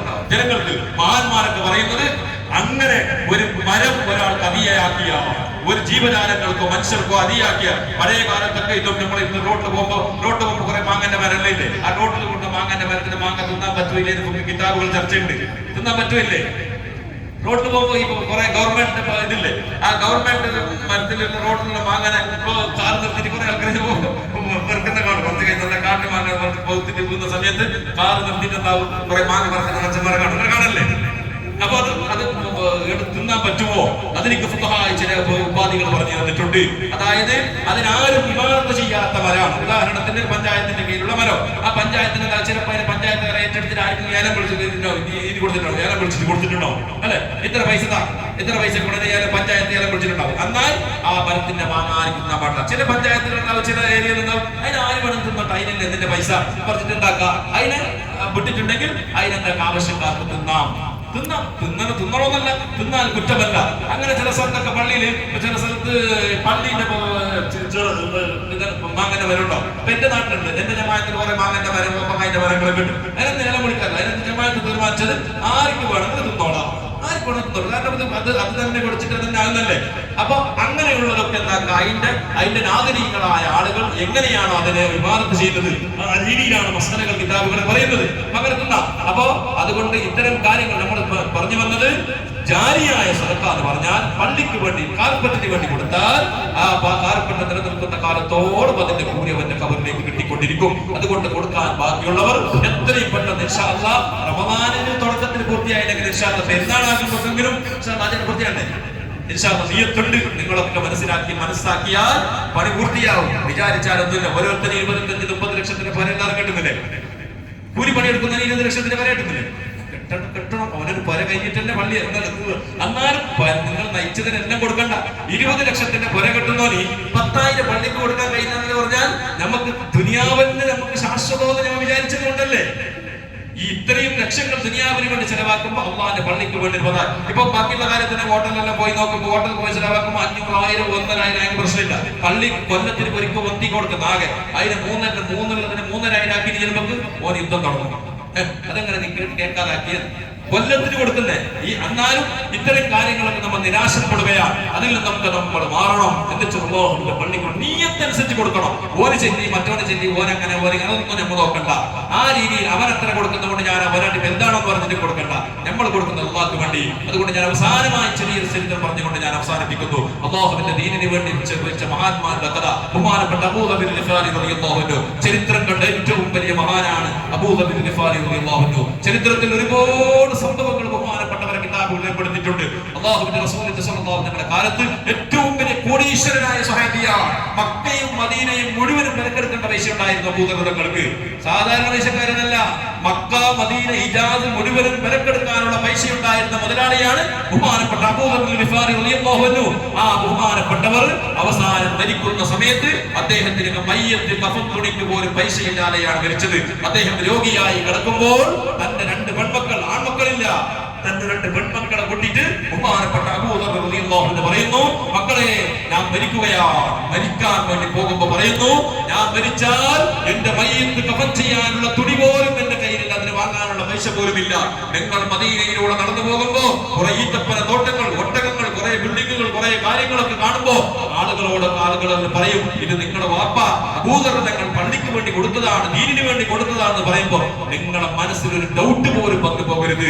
എന്റെ ഉപ്പ മക്കൾക്ക് വേണ്ടി, ഞങ്ങളാകുന്ന മക്കൾക്ക് വേണ്ടി ഒന്നും എടുത്തു വെച്ചില്ലല്ലോ, എന്തൊരു ഉപ്പ, നന്ദിയില്ലാത്ത ഉപ്പ എന്ന് നിങ്ങൾ ചിന്തിച്ചു പോകരുത്. വസിയത്ത് ചെയ്ത മഹാനാണ് ബഹുമാനപ്പെട്ട അബൂ ദർ ഗിഫാരി റളിയല്ലാഹു അൻഹു. നബി സല്ലല്ലാഹു അലൈഹി വസല്ലം കാലത്ത് ജീവിച്ചു. സിദ്ദീഖ് തങ്ങളുടെ കാലം വന്നപ്പോൾ ബഹുമാനപ്പെട്ടവർ കയ്യിൽ പടി പിടിച്ച് നടക്കുമായിരുന്നു. ബഹുമാനപ്പെട്ട അബൂ ദർ തങ്ങളുടെ കയ്യിൽ ഇത് അവർ പടി പിടിച്ചിട്ട് മദീനയിലൂടെ നടക്കുമ്പോൾ ആരെങ്കിലും കീസിൽ പൈസ, സ്റ്റോക്ക് പൈസ കണ്ടെങ്കിൽ ഈ പടി കൊണ്ട് അടിക്കും. വല്ലദീന യഖ്നിദൂന അല്ലാഹ വൽ ഫിദ്ദത വലാ യൻഫിഖൂനഹാ ഫീ സബീലില്ലാഹി വബശ്ശിർഹും ബിഅദാബിൻ അലീം. അല്ലാഹുവിന്റെ ദീനിന് വേണ്ടി കൊടുക്കാതെ സ്റ്റോക്ക് വെക്കുന്ന മനുഷ്യനെ എന്ന് പറഞ്ഞിട്ട് പടി കൊണ്ട് അടിക്കും. ഉമർ തങ്ങളുടെ കാലം കഴിഞ്ഞു. ഉമർ ഖത്താബ് തങ്ങളുടെ കാലത്ത് കംപ്ലൈന്റ് കൊടുത്തു. ഉമർ തങ്ങൾക്ക് ഒന്നും ഒത്തുക്കാൻ കഴിഞ്ഞില്ല. അള്ളാഹുവിന്റെ ഖുർആനിലുള്ള നിയമമാണല്ലോ, ഖുർആന്റെ നിയമം പാസ്സാക്കുന്ന ആൾക്കെതിരെ ശിക്ഷ എടുക്കാൻ കഴിഞ്ഞില്ല. ഉസ്മാൻ റളിയല്ലാഹു അൻഹുവിന്റെ കാലത്ത് ആൾക്കാർ വന്നിട്ട് പറഞ്ഞു, ഉസ്മാൻ തങ്ങളെ, ഞങ്ങൾ അള്ളാഹിന്റെ മുമ്പിൽ നിങ്ങൾക്കെതിരായിട്ട് ഞങ്ങൾ സാക്ഷി പറയും. ഇതാ അബൂ ദർ തങ്ങളെ കൊണ്ട് ഞങ്ങൾക്ക് ജീവിക്കാൻ കഴിയുന്നില്ല. ഞങ്ങളുടെ കയ്യിൽ മദീനയിലേക്ക് ഈത്തപ്പഴം വാങ്ങാൻ വേണ്ടി അല്ലെങ്കിൽ റൊട്ടി വാങ്ങാൻ വേണ്ടി പൈസയുമായിട്ട് വരുമ്പോ അബൂ ദർ തങ്ങൾ കണ്ണെങ്കിൽ കീശ നോക്കും. എന്നിട്ട് ഒറ്റ അടി വെച്ചു, പൈസ വെച്ച് നടക്കാം. ഖുർആൻ പറഞ്ഞില്ലേ, പൈസയും സ്വർണ്ണവും വെള്ളിയും എടുത്തു വെക്കുന്നവർക്ക് കഠിനമായ ശിക്ഷയുണ്ട്, ശിക്ഷ വാങ്ങാൻ തയ്യാറാണോ എന്ന് പറഞ്ഞുകൊണ്ട് അടിച്ചുകൊണ്ട് അതിന് പാവങ്ങൾക്ക് ദീനിന് വേണ്ടി കൊടുക്കാൻ വേണ്ടി ഉപദേശിക്കും. ബഹുമാനപ്പെട്ട ഉസ്മാൻ തങ്ങളുടെ ബഹുമാനപ്പെട്ടവർ വിളിച്ചിട്ട് പറഞ്ഞു, നിങ്ങളാക്കി കയ്യരാ, ഈ രീതി നിങ്ങൾക്കുള്ളത് പോലെ ഈമാൻ അത്രയും പവറുള്ളവരല്ല ഇവർ. അതുകൊണ്ട് അടുത്ത കാലത്തൊക്കെ ദീനിലേക്ക് കടന്നു വന്നവരുണ്ടാകും. അവർക്ക് ഈമാൻ ഉറച്ചിട്ടുണ്ടാവില്ല, അവർക്ക് ദുനിയാവ് വേണം. അതുകൊണ്ട് നിങ്ങൾ ആ ശിക്ഷയിൽ നിന്ന് ഒഴിവാക്കണം. ബഹുമാനപ്പെട്ടവർ എനിക്ക് കഴിയില്ല. അവസാനം ഉസ്മാൻ റളിയല്ലാഹു അൻഹു ഒരു തീരുമാനത്തിലെത്തി. ബഹുമാനപ്പെട്ടവർ വിളിച്ചിട്ട് പറഞ്ഞു, നിങ്ങൾ മദീനയിൽ എവിടെ ജീവിക്കാൻ പാടില്ല, മദീനയിൽ നിങ്ങൾ ജീവിക്കാൻ നിങ്ങൾക്ക് പെർമിഷൻ ഇല്ല, നിങ്ങൾ നേരെ ഒറ്റപ്പെട്ട സ്ഥലത്തേക്ക് പോകണം, റബദ എന്ന് പറയുന്ന സ്ഥലത്തേക്ക് പോകണം. അങ്ങനെ രണ്ട് പെൺമക്കളെയും കൂടി ഒരു ഒട്ടകത്തിനെയും കൂട്ടിയിട്ട് ബഹുമാനപ്പെട്ട അബൂബക്കർ തങ്ങൾ റബദായിന്റെ കുന്നിന്റെ മുകളിലേക്ക് പോകുന്നു. വിഷപ്പാമ്പുകളും തേളുകളും ഒരുപാട് മനുഷ്യരെ ആക്രമിക്കുന്ന പ്രാണികളൊക്കെ ജീവിക്കുന്ന സ്ഥലത്തേക്ക് കൊണ്ടുപോയി അദ്ദേഹം അവിടെ താമസിക്കുന്നു. അങ്ങനെ മരിക്കാനാകുന്ന സമയത്താണ് ബഹുമാനപ്പെട്ടവർ മക്കളോട് പറയുന്നു, ഞാൻ മരിച്ചാൽ എന്റെ മയ്യത്ത് കഫൻ ചെയ്യാനുള്ള തുണി പോലും ഞങ്ങളുടെ എന്റെ കയ്യിലില്ല, പൈസയില്ല. അതുകൊണ്ട് മക്കളെ, നിങ്ങൾ എന്നെ ആക്ഷേപിച്ചു പോകരുത്. ഞാൻ സമ്പാദിച്ചത് മുഴുവനും ദീനിന് വേണ്ടി കൊടുത്തതാണ്. അള്ളാഹുക്ക് വേണ്ടി ഞാൻ ഹറാമായ നിനക്ക് ഒരു നയാ പൈസ ചെലവാക്കിയിട്ടില്ല, ഞാൻ സുഖിക്കാൻ വേണ്ടി ഒന്നും ചെലവാക്കിയിട്ടില്ല. ഞാൻ നയിച്ച് അധ്വാനിച്ചുണ്ടാക്കിയത് മുഴുവനും മദീനയിലെ ദീനിന് വേണ്ടി നിമിത്തങ്ങളെ സഹായിക്കാൻ വേണ്ടി കൊടുത്തതാണ്. അതുകൊണ്ട് നാളെ ആഖിറത്തിൽ എനിക്ക് ഉന്നതമായ ദർജ കിട്ടും. ആ സമയത്ത് നിങ്ങൾക്കും എന്റെ കൂടെ നിങ്ങൾക്ക് കൂറാവാം, ഭാഗമാകാം എന്ന് പറഞ്ഞിട്ട് ബഹുമാനപ്പെട്ടവർ പറയുന്നു. ആ സമയത്ത് മക്കൾ ചോദിക്കുന്നു, ഉപ്പ, ഒരേ ഒരു ഡൗട്ടാണ് ഞങ്ങൾക്കുള്ളത്, നിങ്ങൾ ഇതിനൊന്നും ഞങ്ങൾക്ക് ബേജാറില്ല, സങ്കടമില്ല, ഒന്നുമില്ല. ഉപ്പ ഞങ്ങൾ ഉപ്പ് ഉണ്ടാക്കിയിട്ട് മുഴുവൻ ഉണ്ടാക്കി കൊടുത്തിട്ട് ഇപ്പൊ നമ്മൾ പറയുന്നത് അങ്ങനല്ലേ? മക്കൾ എന്ത് പറയും? മക്കൾക്ക് വേണമെങ്കിൽ എല്ലാവരും എടുത്ത് വെക്കുന്ന മക്കൾക്ക് വേണ്ടിട്ട് തന്നെ സ്വന്തത്തിന് എടുത്ത് വെക്കുന്ന പിന്നീട് സമാധാനമാണ്. മക്കൾക്ക് വേണമെങ്കിൽ എടുത്ത് വെക്കുന്നത് ഏത് മക്കൾക്ക്? മക്കൾ ദീനുമില്ല, ദുനിയാവില്ല, ഒട്രാസ് ഇങ്ങനെ നാൽക്കാലികളെ പോലെ ജീവിക്കുന്ന പാവങ്ങൾക്ക് കൊടുക്കൂല. കുടുംബത്തിലുള്ള എത്തി കുട്ടീനെ മംഗളത്തിന് വേണ്ടി ചോദിച്ചാലും കൊടുക്കൂല. അതേസമയത്ത് മോന്റെ കല്യാണത്തിന് തോന്നി മാസത്തിന് വേണ്ടി ലക്ഷക്കണക്കിന് കോടിക്കണക്കിന് രൂപ ചെലവാക്കും. അപ്പോഴൊന്നും ബുഫറില്ല. നല്ല കാര്യത്തിന് വരുമ്പോ ഇത്തരം കാര്യങ്ങളാണ് നമ്മുടെ മനസ്സ് നമ്മളെ കുടുസാക്കുകയാണ്. ബഹുമാനപ്പെട്ടവർ ബഹുമാനപ്പെട്ടവരോട് ചോദിക്കുന്നു, മരിച്ചാൽ എന്റെ നിങ്ങൾ ഉപ്പാന്റെ മയ്യത്തിനെ എങ്ങനെയാ നിങ്ങൾ മറവ് ചെയ്യുക? തുണി വേണ്ടേ? തുണി വാങ്ങാൻ പൈസ ഇല്ലല്ലോ, ഇവിടെയാണെങ്കിൽ ആരും ഇല്ലല്ലോ. ആ സമയത്ത് ബഹുമാനപ്പെട്ടവർ പറയുന്നു, നിങ്ങളൊന്നും ബേജാറാകേണ്ട മക്കളെ, അള്ളാഹു പരിഹാരം ഉണ്ടാക്കി തരും. അള്ളാഹുവിന്റെ ദീനിന് വേണ്ടിയിട്ടാണ് ഞാൻ എല്ലാം കൊടുത്തിട്ടുള്ളത്. ഞാൻ മരിച്ചാൽ എന്റെ മയ്യത്തിനെ നിങ്ങൾ രണ്ടാളും കൂടിയിട്ട് ചുമന്നിട്ട് താഴേക്ക് കൊണ്ടുവരണം. അങ്ങനെ ഈ പർവ്വതത്തിന്റെ താഴ്ഭാഗത്തിലൂടെ ഒരു ഊട് വഴിയുണ്ട്. ഊട് വഴി എന്ന് പറഞ്ഞാൽ പണ്ട് നമ്മുടെ നാട്ടിൽ വളവഴി എന്ന് പറഞ്ഞിട്ട് വഴിയുണ്ടായി. മച്ചന്മാർ നടന്നിട്ട് പോകുന്ന റോഡല്ല വഴി. പണ്ട് അങ്ങനെ ഉണ്ടായിരുന്നു. ഓരോ നാട്ടിലേക്ക് പോകുന്ന തോട്ടത്തിന്റെ ഇടയിൽ തെരുവുണ്ടായി. മച്ചന്മാർ നടക്കുന്ന വഴി, വാഹനം പോകുന്ന റോഡല്ല, അങ്ങനെയുള്ള വഴിയുണ്ട്. ആ വഴിയിലൂടെ എന്റെ മയ്യത്തിനെ കൊണ്ടുപോയി നിങ്ങൾ വെച്ചാൽ കുറച്ചു നേരം കഴിയുമ്പോ അവിടെ യാത്രക്കാരായ ഒരു കൂട്ടം ആളുകൾ വരും. എന്നിട്ട് ബഹുമാനപ്പെട്ടവർ പറയുന്നു, അവർ നിങ്ങൾ അങ്ങനെ ആ വഴിയിലൂടെ അവർ കടന്നു വന്നാൽ നിങ്ങൾ അവരെ വിളിച്ചിട്ട് പറയണം, മുസ്ലിമീന റഹ്മത്തുള്ളാഹ് അലാ ജനാസ ഹബീബി റസൂലില്ലാഹ്. ഇതാ ആ മൂത്ത മകൾ വിളിച്ചു പറഞ്ഞു. ആ വരിയിലൂടെ ബഹുമാനപ്പെട്ട ഇബ്നു മസ്ഊദ് റളിയല്ലാഹു അൻഹുവിന്റെ സംഘത്തിൽ ക്യാപ്റ്റനായ അദ്ദേഹത്തിന്റെ നേതൃത്വത്തിലുള്ള 12 സ്വഹാബിമാർ കച്ചവടം കഴിഞ്ഞ് തിരിച്ചു വരുന്ന സമയത്ത് അങ്ങനെ ബഹുമാനപ്പെട്ട ഒരു മയ്യത്തിനെ കിടത്തിയിട്ടുണ്ട്. ദൂരെ നിന്നവർ കാണുന്നു. ഒരു മകൾ വിളിച്ചു പറഞ്ഞു, ഇതാ നിങ്ങൾ ഈ കൂടിയിരിക്കുന്ന ഈ ജനങ്ങളെ അള്ളാഹു നിങ്ങൾക്ക് റഹ്മത്ത് ചെയ്യട്ടെ. ഇത് ഒരു അള്ളാഹുവിന്റെ റസൂലിന്റെ കൂട്ടുകാരനായ ഒരു സുഹൃത്തിന്റെ നിമിത്തങ്ങളുടെ കൂട്ടുകാരന്റെ മയ്യത്താണിത്. അതുകൊണ്ട് നിങ്ങൾ അങ്ങോട്ട് തിരിഞ്ഞു പോകരുത് എന്ന് പറഞ്ഞപ്പോൾ ബഹുമാനപ്പെട്ടവർ ഇബ്നു മസ്ഊദ് റളിയല്ലാഹു അൻഹു ഒട്ടകത്തിൽ നിന്ന് വാഹനത്തിൽ നിന്ന് ഇറങ്ങി ഈ മയ്യത്തിന്റെ മുഖം ഇങ്ങനെ മണ്ണ് തുറന്നു നോക്കിയപ്പോൾ മഹാനായ അബൂ ദർ ഗിഫാരി തങ്ങളുടെ കണ്ണിലൂടെ ധാരയായി കണ്ണുനീർ ഒഴുകുകയാണ്, കരഞ്ഞിട്ട് പ്രാണപ്പെടുകയാണ്. എന്നിട്ട് ആ സങ്കടം ബാക്കിയുള്ള 11 ആളുകൾക്ക് കാര്യം മനസ്സിലായില്ല. ഒരല്പം കഴിഞ്ഞപ്പോൾ പറഞ്ഞു, എന്തിനാണ് നിങ്ങൾ കരയുന്നതെന്ന് ചോദിക്കുമ്പോൾ ബഹുമാനപ്പെട്ട ഇബ്നു മസ്ഊദ് റളിയല്ലാഹു അൻഹു പറയുകയാണ്, ഇത് അല്ലാഹുവിന്റെ റസൂലിന്റെ ഇഷ്ടപ്പെട്ട കൂട്ടുകാരനായ ബഹുമാനപ്പെട്ട നബി തങ്ങളുടെ കൂട്ടുകാരനായ അബൂബക്കറിന്റെ മയ്യിത്താണ്. യംശി വഹദ യമൂതു വഹദ വയഹ്ശറു വഹദ. അല്ലാഹുവിന്റെ റസൂൽ പറഞ്ഞതാണ്, അബൂബക്കർ നീ ഒറ്റയ്ക്ക് ജീവിക്കും, ഒറ്റയ്ക്ക് മരിക്കും, ഒറ്റയ്ക്ക് നാളെ പുനർജന്മം നൽകപ്പെടും എന്ന് പറഞ്ഞ നബി തങ്ങളുടെ പ്രവചനം പുനർന്നിരിക്കുകയാണ്. ആ നബിയുടെ കൂട്ടുകാരന്റെ അബൂബക്കറിന്റെ പേര് കേട്ടതോടുകൂടി ബാക്കിയുള്ള 11 സഹാബത്തും ഓടി വന്നുകൊണ്ട് മയ്യത്തിന് ചുംബിക്കുന്നു. അല്ലാഹുവിന്റെ റസൂലിന്റെ സഹാബിയായ അബൂബക്കർ തങ്ങളെ കാണാതെ മാസങ്ങളും കൊല്ലങ്ങളുമായി ആ നബി തങ്ങളുടെ കൂട്ടുകാരന്റെ മയ്യത്ത് കണ്ട് ചുംബിച്ചുകൊണ്ട് എന്നിട്ട് അവസാനം അവർ 12 ആളുകൾ അങ്ങോട്ടും ഇങ്ങോട്ടും പൈസ സ്വരൂപിച്ചിട്ട് എല്ലാവരും നമ്മുടെ ഭാഷയിൽ പറഞ്ഞാൽ ഒരു കളക്ഷൻ നടത്തിയിട്ട് ഈ മയ്യത്തിന്റെ കഫത്തുണിക്ക് വേണ്ടി, ഈ മയ്യത്തിന്റെ ഖബർ വയ്ക്കാൻ വേണ്ടി, മയ്യത്ത് സംസ്കരണത്തിന് വേണ്ടിയുള്ള പൈസ അവർ റെഡിയാക്കിയിട്ട് ഇതിനെ എല്ലാ വ്യവസ്ഥകളും ചെയ്തിട്ട് ഈ 2 പെൺമക്കളെ മദീനയിലേക്ക് എത്തിക്കേണ്ട ചെലവും കൂടി ഏറ്റെടുത്തിട്ട് മദീനയിലേക്ക് കൊണ്ടുപോയി ഏൽപ്പിച്ചിട്ടാണ് അവർ പോകുന്നത്. ഞാൻ പറഞ്ഞു വന്നത്, ഇത്ര വലിയ കോടീശ്വരനായ മഹാനായ അബൂ ദർ തങ്ങൾ മരിക്കുന്ന സമയത്ത് ഒരു തുണി മയ്യത്ത് കഫത്തുണിക്ക് പോലും പൈസയില്ലാതെ ദീനിന് വേണ്ടി കൊടുത്ത മഹാന്മാർ, അവർ കൊടുത്തത് കൊണ്ടല്ലേ ദീൻ ഇവിടെ നിലനിന്നത്, അവർക്ക് ദീനിന് വേണ്ടി കഷ്ടപ്പെട്ടത് കൊണ്ടല്ലേ അവർ പോകുന്ന സ്വർഗത്തിലേക്കല്ലേ നമ്മൾ സ്വർഗത്തിലേക്ക് പോകുമ്പോൾ അവർ ചെയ്തതിന്റെ 1000-ൽ 1,00,000-ൽ 1 അംശമെങ്കിലും നമ്മുടെ കയ്യിൽ വേണ്ടേ? നമ്മുടെ സമ്പത്തിൽ നിന്ന് അള്ളാഹുവിന്റെ ദീനിന് വേണ്ടി കൊടുക്കുക. ഉമ്മമാരെ, നിങ്ങളുടെ കയ്യിലുള്ള സ്വർണ്ണാഭരണങ്ങൾ അതൊക്കെ നിങ്ങളുടെ ഭർത്താക്കന്മാർക്ക് നിങ്ങൾക്ക് പൊരുത്തമാണെങ്കിൽ അള്ളാഹുവിന്റെ പള്ളിക്ക് ദീനിന് വേണ്ടി പാവങ്ങൾക്ക് വേണ്ടി ഒരല്പം അതെങ്കിലും നിങ്ങൾ കൊടുക്കാനുള്ള സന്മനസ്സുണ്ടാകണം. ദീനിന് വേണ്ടി കൊടുക്കാനുള്ള മനസ്സാണുങ്ങളും പെണ്ണുങ്ങൾക്ക് ഉണ്ടാകണം. ചെറിയ മക്കൾക്കൊക്കെ അത് ട്രെയിനിങ് നിങ്ങൾ ഉണ്ടാക്കി കൊടുക്കണം. മക്കൾക്കൊക്കെ ദീനിന് വേണ്ടി വെള്ളിയാഴ്ച പള്ളിക്ക് വരുമ്പോൾ ഒരു 10 രൂപ കൊടുത്തിട്ട് പോകണം മക്കളെ കയ്യിൽ. എന്തിന്? അത് പള്ളിക്ക് പൈസയുമായി. അതുപോലെ തന്നെ ആ മക്കൾ പിന്നെ ഒരു 4-10 പ്രാവശ്യം അങ്ങനെ ചെയ്താൽ പിന്നെ മക്കൾ പള്ളിയിലേക്ക് വരുമ്പോൾ 10 രൂപ കൊടുക്കാതെ വരൂല. കാരണം മക്കാമിലേക്ക് പോകുമ്പോൾ പൈസ കൂടാതെ നമ്മളെ മക്കൾ നമ്മളെ ഭാര്യമാരൊക്കെ പോകുമ്പോൾ ദർഗയ്ക്ക് പോകുമ്പോൾ പൈസ ഇടുന്നതല്ലേ, അത് കൊടുക്കണം. മക്കൾക്ക് പൈസ എന്തെങ്കിലും ഇല്ലെങ്കിലും 2 രൂപയെങ്കിലും മക്കൾക്ക് കൊടുത്ത് ശീലിക്കണം. അങ്ങനെ ആ മക്കൾ കൊടുത്ത് ശീലമായാൽ ഭാവിയിൽ മക്കൾ കൊടുക്കുന്ന മക്കളാകും. മക്കൾക്ക് പാവങ്ങൾ വരുമ്പോ മക്കളെ കൊണ്ട് കൊടുപ്പിക്കുന്ന ശീലമുണ്ടാക്കണം. കുടുംബത്തിലുള്ള പാവങ്ങൾക്ക് സഹായിക്കാനുള്ള മനസ്സ് ആ ഒരു അവസ്ഥ നമ്മുടെ വീട്ടിൽ ഉണ്ടാക്കിയെടുക്കണം. അങ്ങനെ ദീനിയായ നിലക്കുള്ള ചുറ്റുപാട്, സ്വഭയ നിസ്കാരത്തിന് പള്ളിയിലേക്ക് വരുന്ന കുട്ടികളെ വളർത്തിയെടുക്കുന്ന അവസ്ഥ, അതുപോലെ തന്നെ പള്ളിയിലേക്ക് ജുമഅക്ക് വരുമ്പോ തൊപ്പി വെക്കാതെ വരുന്ന മക്കളുണ്ട്. അതുകൊണ്ട് ഉമ്മമാരെ തലമറക്കാതെയാണ് വരുന്നത്. ഈ മക്കൾ ഭാവി ഇതുപോലെ പഠിച്ചിട്ട് 10 കൊല്ലം ഇതേപോലെ സ്കൂൾ സ്റ്റുഡന്റുകളായ പള്ളിയിലേക്ക് വന്നാൽ പിന്നീട് അവർ ബാല്യക്കാരായി 20-22 വയസ്സാകുമ്പോ തലമറക്കാൻ പറഞ്ഞാൽ പിന്നെ അവർ തലമറക്കൂല. ചെറിയത് എങ്ങനെയാണ് ശീലിച്ചത് ആ ശീലമേ അവർക്ക് വലുതാകുമ്പോൾ ഉണ്ടാകും. അതുകൊണ്ട് ഉമ്മമാരോട് ഇതൊക്കെ ഞാൻ ഇത്രയും സമയം ദീർഘിച്ചു എന്ന് എനിക്ക് അറിഞ്ഞിട്ടും ഞാൻ എന്തിനു നിങ്ങളോട് സൂചിപ്പിക്കുന്നത്, ഇതൊക്കെ ആണുങ്ങളോട് പറഞ്ഞാൽ നിങ്ങൾക്ക് ഓർമ്മ ഉണ്ടാകും. അടുത്ത വെള്ളിയാഴ്ച ആദ്യ വേദവാരം വേണം ഓർമ്മ, കഴിഞ്ഞ ആഴ്ച ചൊന്നു അത് ഓർമ്മ എന്നപ്പോ ഒരേ പറഞ്ഞ ഉമ്മമാരെ നിങ്ങൾക്ക് ഓർമ്മ ഉണ്ടാവും. അടുത്ത വെള്ളിയാഴ്ച ഇൻഷാ അല്ലാഹ് നമ്മുടെ ഡിഗ്നിറ്റിയിലേക്ക് വരുന്ന സ്കൂളിൽ പറഞ്ഞ കുട്ടികൾ അവരൊക്കെ ജുമാക്ക് വരുന്നു. ആ ജുമാക്ക് വരുമ്പോ അവരോട് നിങ്ങൾ ചോദിക്കണം, മോനെ തൊപ്പി എടുത്തിട്ടുണ്ടോ? തൊപ്പി എടുത്തിട്ടില്ലെങ്കിൽ ബാഗില് അല്ലെങ്കിൽ അവരുടെ കീശയിൽ ഒരു തൊപ്പി വെച്ച് കൊടുക്കണം. തൊപ്പി തലമറക്കാതെ പള്ളിയിലേക്ക് വരുന്ന അവസ്ഥ ഇമാം ഗസാലി റളിയല്ലാഹു അൻഹു പറഞ്ഞു, ബിദ്അത്തിന്റെ ഒരു നാടിന്റെ ബിദ്അത്തിന്റെ തുടക്കമാണ് തലമറക്കാതെ വരിക എന്നുള്ളത്.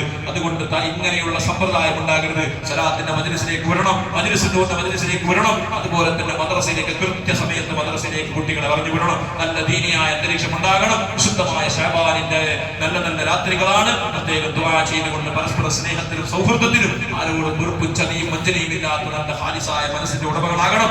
പരസ്പരം സ്നേഹിക്കണം, അയൽവാസികളെ സ്നേഹിക്കണം. സ്വർഗത്തിലേക്ക് പോകണമെങ്കിൽ ഒരുപാട് സർട്ടിഫിക്കറ്റ് വേണം. കുറെ സർട്ടിഫിക്കറ്റ് നമുക്ക് ദുനിയാവിൽ കുറെ ഒരു നല്ല ജോബ് കിട്ടണമെങ്കിൽ കുറെ ട്രെയിനിങ് പാസ്സാണ്ടേ. അങ്ങനെ കുറെ സർട്ടിഫിക്കറ്റ് സ്വർഗത്തിലേക്ക് പോകുമ്പോൾ കുറെ ചോദിക്കാനുണ്ട്. ഉമ്മാന്റെ സർട്ടിഫിക്കറ്റ് വേണം, ഉപ്പാന്റെ സർട്ടിഫിക്കറ്റ് വേണം, അതുപോലെ തന്നെ അയൽവാസിന്റെ സർട്ടിഫിക്കറ്റ് വേണം, മക്കളെ സർട്ടിഫിക്കറ്റ് വേണം, ഭാര്യക്ക് ഭർത്താവിന്റെ സർട്ടിഫിക്കറ്റ് വേണം. ഇതിലെല്ലാം പാസ്സാണോ? എല്ലാവർക്കും നല്ല അഭിപ്രായം ഉണ്ടാകണം. അതിൽ മഹാന്മാർ പറയുന്നു, മാതാവിന്റെയും അയൽവാസികളുടെയും വളരെ പ്രധാനമാണെന്നാണ്. ഭർത്താവിന് ഭാര്യയുള്ള പെണ്ണിനിക്ക് ഭർത്താവിൻ്റെത് പ്രധാനം. അത് കഴിച്ചാൽ സാധാരണക്കാരായ നമുക്ക് ഉമ്മ ഉപ്പാന്റെ കഴിച്ചാൽ വളരെ പ്രധാനമായിട്ടുള്ളത് അയൽവാസിന്റെ സർട്ടിഫിക്കറ്റ് പോകണമെന്നാണ്. അയൽവാസി അതിലാണ് അധികം ആൾക്കാർ നരകത്തിന് പോകുന്നത്. അയൽവാസി എന്ന് പറഞ്ഞാൽ മനസ്സിലായില്ലേ? നരകരന്റെ സർട്ടിഫിക്കറ്റ് പോകണമെന്ന് പറഞ്ഞാൽ നരകരന്റെ ഓരോട് പോയിട്ട് രഹസ്യമായിട്ട് ചോദിക്കണം. ഉസ്താദ് ചോദിച്ചു, ഇങ്ങനെ ഞാൻ ആരോട് ചോദില്ല, ഞാൻ ചോദിക്കാൻ വരുന്നില്ല. നാളെ ചോദിച്ചിട്ട് ഉസ്താദോടെ കേട്ട് കാണാൻ കണ്ട ഞാൻ കേൾക്കാൻ വരുന്നേ ഇല്ല, എനിക്ക് അതിന്റെ ആവശ്യമില്ല. എന്നാൽ ആ ചോദിച്ചു നോക്കാം, അതെ നിങ്ങളെ നരകരന്റെ അപ്പുറത്തെ ഒരു അരണ്ടല്ലേ എങ്ങനെ ആള് എന്താ സാർ പുതുമത്തോണ്ട കേട്ടെ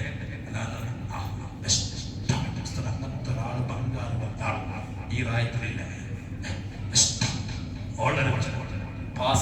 സ്വർഗത്തിൽ പോലെ മതി. അതേസമയത്ത് അപ്പുറത്തെ ഒരു ചങ്ങായി ഒക്കെയുള്ള ഏതോ ഒരു നാട്ടുകാരനും ഒക്കെ പഠിച്ചവരെ പറഞ്ഞ ഇഷ്ടമാണ് അയൽവാസി. ഓ ഈ നാട്ടിലുണ്ടെങ്കിൽ ഈ നാട്ടിലേക്ക് കൊറോണ പറഞ്ഞത് തന്നെ അവനെ കൊണ്ട് എന്നാണ് പറഞ്ഞതെങ്കിൽ സർട്ടിഫിക്കറ്റ് ഫെയിലായി, സ്വർഗത്തിന് പോലെ കഴിയില്ല.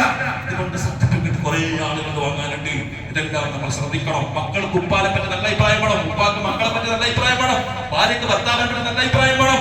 ഇതെല്ലാം ഉണ്ടാക്കിയെടുത്ത് നല്ല ഹാലിസായ മനസ്സോടുകൂടി ഈമാനോടുകൂടി ജീവിക്കാനുള്ള സന്മനസ്സുണ്ടാകണമെന്ന് വളരെ സ്നേഹപൂർവ്വം ഓർമ്മപ്പെടുത്തി എന്റെ വാക്കുകൾ ഞാൻ അവസാനിപ്പിക്കുന്നു. ഇൻഷാ അല്ലാഹ് എല്ലാവരോടും പറയുന്നു, അടുത്ത വെള്ളിയാഴ്ച വരുമ്പോൾ ഇൻഷാ അല്ലാഹ് നിങ്ങൾക്ക് കൊടുക്കാൻ ബാക്കിയുള്ള തുകകളൊക്കെ പള്ളിയിലേക്ക് കൊടുത്ത് അദ്ദേഹം റമദാനിന് മുമ്പായിട്ട് കൊടുത്തു വിടാനുള്ള മനസ്സ് കാണിച്ച് ഇൻഷാ അല്ലാഹ് കുംഭവന്യന്മാരായ നിങ്ങൾക്ക് എന്ത് കഴിയും, ഒരൊന്നുമില്ല, നിങ്ങളുടെ കയ്യിൽ 100 രൂപ ഉണ്ട്, ഒരു 100 രൂപ ഉണ്ട്. ആ 100 രൂപ അള്ളാഹുവിന്റെ പള്ളിക്ക് വേണ്ടി കാർപ്പറ്റിന് വേണ്ടി ഒരു നിയത്തോടുകൂടി നിങ്ങൾ കൊടുത്തയച്ചാൽ അതും കൂടി സ്വീകാര്യമാണ്. അവനവന്റെ ആവതനുസരിച്ച് എന്തും കൊടുക്കാം. അതുകൊണ്ട് അടുത്ത വെള്ളിയാഴ്ച എല്ലാ സഹോദര സഹോദരിമാരും ബറാഹത്തിന് വെള്ളിയാഴ്ച കഴിഞ്ഞില്ലെങ്കിൽ ബറാഹത്തിന്റെ രാത്രി പള്ളിയിലേക്ക് വരുമ്പോൾ അള്ളാഹുവിന്റെ പള്ളിക്ക് വേണ്ടി എന്തെങ്കിലും ഒരു സംഭാവന കൊണ്ടുവന്ന് കൊടുക്കുന്ന അവസ്ഥ ഇൻഷാ അല്ലാഹ് ഉണ്ടാകണം. സന്മനസ് ഉണ്ടാകണം. ദുആകളൊക്കെ പരസ്പരം ദുആ ചെയ്യണം. എല്ലാ സഹോദര സഹോദരിമാരും എനിക്കും എന്റെ കുടുംബത്തിന് വേണ്ടി ദുആ ചെയ്യണമെന്ന് വളരെ സ്നേഹത്തോടെ നിങ്ങൾ ഓർമ്മപ്പെടുത്തി എന്റെ വാക്കുകൾ അവസാനിപ്പിക്കുന്നു. ഇൻഷാ അല്ലാഹ് എല്ലാവരും പുറത്തുള്ള ആളുകൾക്കുള്ളിലേക്ക് വരി. നമുക്ക് ദുആ ചെയ്ത് ഇൻഷാ അല്ലാഹ് ചൊല്ലി ദുആ ചെയ്ത് നമുക്ക് എത്രയും പെട്ടെന്ന് പിരിയാം. ഭക്ഷണങ്ങളൊക്കെ റെഡി ആയിട്ടുണ്ട്. ഇൻഷാ അല്ലാഹ് 9:30 മണിയാകുമ്പോൾ ഞാൻ നിർത്തും, നിങ്ങളെ വിടുമെന്ന് പറഞ്ഞിട്ടുണ്ട്. ഇൻഷാ അല്ലാഹ് 9:30 മണിയാകുമ്പോൾ അതാത് നിർത്തി കഴിഞ്ഞിട്ട് ഇൻഷാ അല്ലാഹ് നിങ്ങളെ വിടും. അതുകൊണ്ട് സംസ്കാരം നമുക്ക് അതാത് കഴിഞ്ഞിട്ട് ദുആ ചെയ്യുന്നവർക്ക് നമ്മുടെ ഇത് കഴിഞ്ഞ് ദുആ കഴിയുന്നതോടുകൂടി ഇൻഷാ അല്ലാഹ് സ്ത്രീകളുടെ ഭാഗത്ത് അവർക്ക് സൗകര്യം ഉണ്ടെങ്കിൽ സ്വീകരണമൊക്കെ കൊടുത്തവർ ഒഴിവാക്കാവുന്നതാണ്. ബാക്കി ആണുങ്ങൾക്കൊക്കെ ഇൻഷാ അല്ലാഹ് പിന്നീട് സ്വീകരണമൊക്കെ ഇവിടെ ഉണ്ട്. അത് നിസ്കാരം കഴിഞ്ഞിട്ട് ഇപ്പൊ ഞാൻ പിന്നെ ആദ്യം നിസ്കരിച്ചിട്ട് അത് പിന്നെ ചെല്ലാൻ ഉണ്ടാവില്ല. അപ്പൊ അതുകൊണ്ട് 10 മിനിറ്റ് അല്ലേ അതും കൂടി ചെല്ലിട്ട് ഇൻഷാ അല്ലാഹ് 9:30 ആകുമ്പോൾ ഏതായാലും ഒരാൾക്ക് ഇൻഷാ അല്ലാഹ് 9:30 മണിയാകുമ്പോൾ നിങ്ങൾ വിടും. അല്ലാഹു തൗഫീഖ് നൽകട്ടെ. എല്ലാവരും പുറത്തുള്ള ആൾക്കാരെല്ലാം ഉണ്ടെങ്കിൽ വരും. പറഞ്ഞിട്ടുണ്ട്, ഒരുപാട് ആളുകൾ സഹായിച്ചിട്ടുണ്ട്. ഇൻഷാ അല്ലാഹ് എല്ലാവർക്കും ഇൻഷാ അല്ലാഹ് കൂട്ടമായി പ്രാർത്ഥിക്കാവുന്നതാണ്. അൽഹംദുലില്ലാഹി അൽഹംദുലില്ലാഹി റബ്ബിൽ ആലമീൻ. അല്ലാഹുമ്മ സ്വല്ലി അലാ റസൂലിക സയ്യിദിനാ മുഹമ്മദ് വഅലാ ആലി സയ്യിദിനാ വമൗലാനാ മുഹമ്മദ്. അർഹമർ റഹീമിനായ ഇലാഹി സയ്യിദായ അല്ലാഹുവിന്റെ വഹദായ ഫദ്ൽ കൊണ്ട് വിധിയായ റഹ്മത്ത് കൊണ്ട് ഞങ്ങളെ ഈ മജ്ലിസിനെ ഖബൂലാക്കണേ അല്ലാഹ്. ദുആക്ക് ഇജാബത്തുള്ള മജ്ലിസ് ആക്കണേ റഹ്മാനേ. പടച്ചവനെ ഞങ്ങൾ ചൊല്ലി മജ്ലിസിൽ നൂർ ചൊല്ലിയതായിരിക്കുന്ന എല്ലാ കാര്യങ്ങളും ഞങ്ങൾ ബഹുമാനപ്പെട്ട ഹാജാതങ്ങൾ ചൊല്ലിയതായിരിക്കുന്ന മൗലിദുകൾ ഞങ്ങൾ ഓതിയ പരിശുദ്ധ ഖുർആനിന്റെ സൂറത്തുകൾ ഞങ്ങൾ ഇത്തികാഫിന്റെ നിയത്തോടു കൂടി പള്ളിയിൽ ഇതുപോലെ ഇരുത്തമെല്ലാം നീ ഞങ്ങൾക്ക് ഖബൂലാക്കണേ റഹ്മാനേ. അല്ലാഹുവേ ഞങ്ങൾ പറഞ്ഞ ഉപദേശം പറഞ്ഞ എനിക്കും കേട്ടവർക്കും നീ ഉപകാരപ്രദമാക്കണേ റഹ്മാനേ. എല്ലാ നിഅമത്തിന്റെ ബറക്കത്തിന്റെ ഐശ്വര്യത്തിന്റെ കവാടം ഞങ്ങളിലേക്ക് തുറക്കാൻ നീ കാരണമാക്കണേ അല്ലാഹ്. വിശുദ്ധമായ ശഅബാനിലാണ് റബ്ബേ ഞങ്ങൾ നിലകൊള്ളുന്നത്. അല്ലാഹുവേ ഞങ്ങളുടെ ജീവിതത്തിന്റെ അവസാനത്തെ ശഅബാനാക്കല്ലേ റബ്ബേ. ഇനിയും ഒരുപാട് ശഅബാനും റമദാനും ജീവിതത്തിൽ സ്വീകരിക്കാനും നന്മകൾ ചെയ്യാൻ നീ തൗഫീഖ് നൽകണേ റഹ്മാനേ. ഞങ്ങൾക്ക് എല്ലാവർക്കും ഞങ്ങളുടെ മാതാപിതാക്കൾ, ഞങ്ങളുടെ ഉസ്താദുമാർ, ഞങ്ങളുടെ മശായിഖുകൾ, ഞങ്ങളുടെ ഭാര്യ സന്താനങ്ങൾ, സഹോദര സഹോദരിമാർ, ദുആ കൊണ്ട് ഏൽപ്പിച്ചവർ, ഞങ്ങളെ സഹായിച്ചവർ, സ്നേഹിച്ചവർ, ഞങ്ങൾക്ക് ഭക്ഷണം ഉണ്ടാക്കി തന്നവർ, ഞങ്ങൾ പഠിക്കാൻ പോയ കാലം മുതൽ ഇന്ന് വരെ ഞങ്ങൾക്ക് ഭക്ഷണം ഉണ്ടാക്കി തന്ന എത്രയോ ആളുകൾ ഈ ജമാഅത്തിലുണ്ട്, പല നാടുകളിലുണ്ട്. ഞങ്ങൾ സ്നേഹിക്കുന്ന എത്രയോ ആളുകളുണ്ട് റബ്ബേ. അവർക്കും ഞങ്ങൾക്കും നീ ദീർഘായുസ്സും ആഫിയത്തും നൽകണേ റഹ്മാനേ. ദുആയിലായി ആഫിയത്തോട് കൂടിയുള്ള ദീർഘായുസ്സ് നൽകണേ അല്ലാഹ്. പടച്ചവനെ ഞങ്ങളെ നീ പെട്ടെന്നുള്ള മരണങ്ങളെ തൊട്ട് കാക്കണം റഹ്മാനേ. അപകട മരണങ്ങളെ തൊട്ട് കാക്കണേ റഹ്മാനേ. മാറാവ്യാധി രോഗങ്ങളെ തൊട്ട് കാക്കണേ അല്ലാഹ്. പടച്ചവനെ മഹൂഫത്തായ പേടിക്കപ്പെടുന്ന ഒരുപാട് രോഗങ്ങൾ നാടുടെ ഞങ്ങളെ പടർന്ന് പന്തലിച്ചു കൊണ്ടിരിക്കുകയാണ് റഹ്മാനേ. ചെറിയ രോഗമാണെന്ന് പറഞ്ഞൊന്ന് ടെസ്റ്റ് ചെയ്ത് നോക്കുമ്പോൾ മാരകമായ രോഗം പിടിപെട്ടിട്ട് സങ്കടപ്പെടുന്ന എത്രയോ സഹോദര സഹോദരിമാരുണ്ട് റബ്ബേ. അവർക്കെല്ലാം ഷാഫിയായ കാഫിയായ റബ്ബേ നീ ശിഫ നൽകണേ അല്ലാഹ്. പിഞ്ചു മക്കൾക്ക് പോലും മാരകമായ രോഗം പിടിപെട്ടുകൊണ്ട് വിഷമിക്കുന്ന എത്രയോ മാതാപിതാക്കളുള്ളവർക്ക് നീ സലാമത്ത് നൽകണേ അല്ലാഹ്. ആ മക്കൾക്ക് നീ ശിഫ നൽകണേ റഹ്മാനേ. കുടുംബത്തിന് സമാധാനം നൽകണേ അല്ലാഹ്. അത്തരം അപകടകരമായ രോഗങ്ങളെ തൊട്ട് ഞങ്ങളെ നീ സലാമത്താക്കണേ അല്ലാഹ്. ആത്മ സംബന്ധമായ കിഡ്നി സംബന്ധമായ രോഗങ്ങളെ തൊട്ട് ഞങ്ങളെ നീ സലാമത്താക്കണേ അല്ലാഹ്. ഞങ്ങൾക്ക് കണക്കാക്കിയ ആയുസ്സുള്ള സമയം വരെ ഞങ്ങൾക്ക് നീ ആരോഗ്യം നിലനിർത്തി തരണേ റഹ്മാനേ. അല്ലാഹുവേ മറ്റുള്ളവരോട് രോഗത്തിന് ചികിത്സിക്കാൻ പണമില്ലെന്ന് പറഞ്ഞ് യാചിക്കേണ്ട ഗതികേട് വരുന്ന നിലക്കുള്ള മാരകമായ രോഗങ്ങളെ കൊണ്ട് ഞങ്ങൾ നീ പരീക്ഷിക്കല്ല റഹ്മാനേ. അല്ലാഹുവേ നീ തന്ന സമ്പത്ത് മുഴുവനും വിറ്റഴിക്കാൻ മതിയാകുന്നതാണ്. നീ ഒരു ചെറിയ രോഗം തന്നാൽ റബ്ബേ അത്തരം രോഗങ്ങളെ കൊണ്ട് ഞങ്ങൾ നീ പരീക്ഷിക്കാതെ ഞങ്ങൾക്ക് നീ ആരോഗ്യം ആഫിയത്തും നീ ദായിമയാക്കി തരണേ അല്ലാഹ്. ഈ മജ്ലിസിൽ ഒരുപാട് പ്രായമുള്ള രക്ഷിതാക്കളുള്ളവർക്ക് നീ ദീർഘായുസ്സും ആഫിയത്തും നൽകണേ റഹ്മാനേ. ഒരുപാട് ചെറുപ്പക്കാരുള്ളവർ നീ സ്വാലിഹീങ്ങളാക്കണേ റഹ്മാനേ. അവരുടെ കച്ചവടങ്ങളിലും ജോലികളിലും നീ ബർക്കത്ത് നൽകണേ അല്ലാഹ്. പഠിച്ചവനെ ഒരുപാട് പിഞ്ചു മക്കളുണ്ടവർ നീ സ്വാലിഹീങ്ങളും സ്വാലിഹാത്യങ്ങളുമാക്കണേ റഹ്മാനേ. പഠിച്ചവനെ അവരുടെ പഠനങ്ങളിൽ ബർക്കത്ത് നൽകണേ അല്ലാഹ്. മതപരവും ഭൗതികമായ രണ്ട് കാര്യങ്ങളും നല്ലപോലെ പഠിച്ചതനുസരിച്ച് അമൽ ചെയ്ത് ജീവിക്കാൻ നീ തൗഫീഖ് നൽകണേ അല്ലാഹ്. പഠിച്ചവനെ നാളെയുള്ള ദിവസങ്ങളിൽ അല്ലാഹ് നമ്മുടെ കുട്ടികൾക്ക് എക്സാം നടക്കുകയാണ്, പരീക്ഷ നടക്കുകയാണ് റബ്ബേ. നീയാണ് റബ്ബേ അവർക്ക് പഠിച്ചത് ഓർമ്മിപ്പിക്കുന്നത് നീയാണ് റഹ്മാനെ. അവർക്ക് പരീക്ഷ എഴുതാനുള്ള തൗഫീഖ് കൊടുക്കേണ്ടത് നീയാണ് റഹ്മാനെ. അല്ലാഹുവേ നല്ല നിനക്ക് പഠിച്ചത് അത് മറക്കാത്ത രീതിയിൽ നല്ല നിനക്ക് ഹിമ്മത്തോടുകൂടി പരീക്ഷയിൽ വിജയിക്കുന്ന മക്കളാക്കണേ റബ്ബേ. ഞങ്ങളുടെ മക്കളെയും നീ ഞങ്ങളുടെ മദ്രസയിൽ പഠിക്കുന്ന എല്ലാ മക്കളെയും എല്ലാ പരീക്ഷകളിലും നീ വിജയിപ്പിക്കണേ റഹ്മാനെ. നല്ല ഓർമ്മശക്തിയും ബുദ്ധിശക്തിയും നല്ല ബുദ്ധി കൂർമ്മതയും നീ ഇട്ടുകൊടുക്കണേ റഹ്മാനെ. മതപരവും ഭൗതികമായ രണ്ടറിവുകളും നല്ലപോലെ പഠിച്ച് മനസ്സിലാ നീ തൗഫീഖ് നൽകണേ അല്ലാഹ്. പഠിച്ചവനെ ഞങ്ങളുടെ മക്കളെ നീ എല്ലാ അപകട മുസീബത്തുകളെ തൊട്ട് നീ കാക്കണേ റഹ്മാനെ. ആക്സിഡന്റ് പോലെയുള്ള അപകടങ്ങളെ തൊട്ട് കാക്കണേ റഹ്മാനെ. ദൈവിയുടെ മക്കളിലൂടെ നടക്കുന്ന മക്കളാണ് റബ്ബേ. ബദരീകളെ കാവല് കൊണ്ട് ബർക്കത്ത് കൊണ്ട് അവർക്ക് നീ കാവല് നൽകണേ അല്ലാഹ്. ഖജാതങ്ങളുടെ ബർക്കത്ത് കൊണ്ട് നീ കാവല് നൽകണേ റഹ്മാനെ. അല്ലാഹുവേ, ഒരുപാട് ഉമ്മബന്ധന്മാർ ഞങ്ങളുടെ ഈ മജ്ലിസിൽ വന്ന് കൂടിയിട്ടുണ്ട് റഹ്മാനെ. അവർക്കെല്ലാം നീ ദീർഘായുസ്സും ആഫിയത്തും നൽകണേ റഹ്മാനെ. വിഷമങ്ങളെല്ലാം തീർത്തു കൊടുക്കണേ അല്ലാഹ്. രോഗങ്ങളെ ശിഫയാക്കണേ റഹ്മാനെ.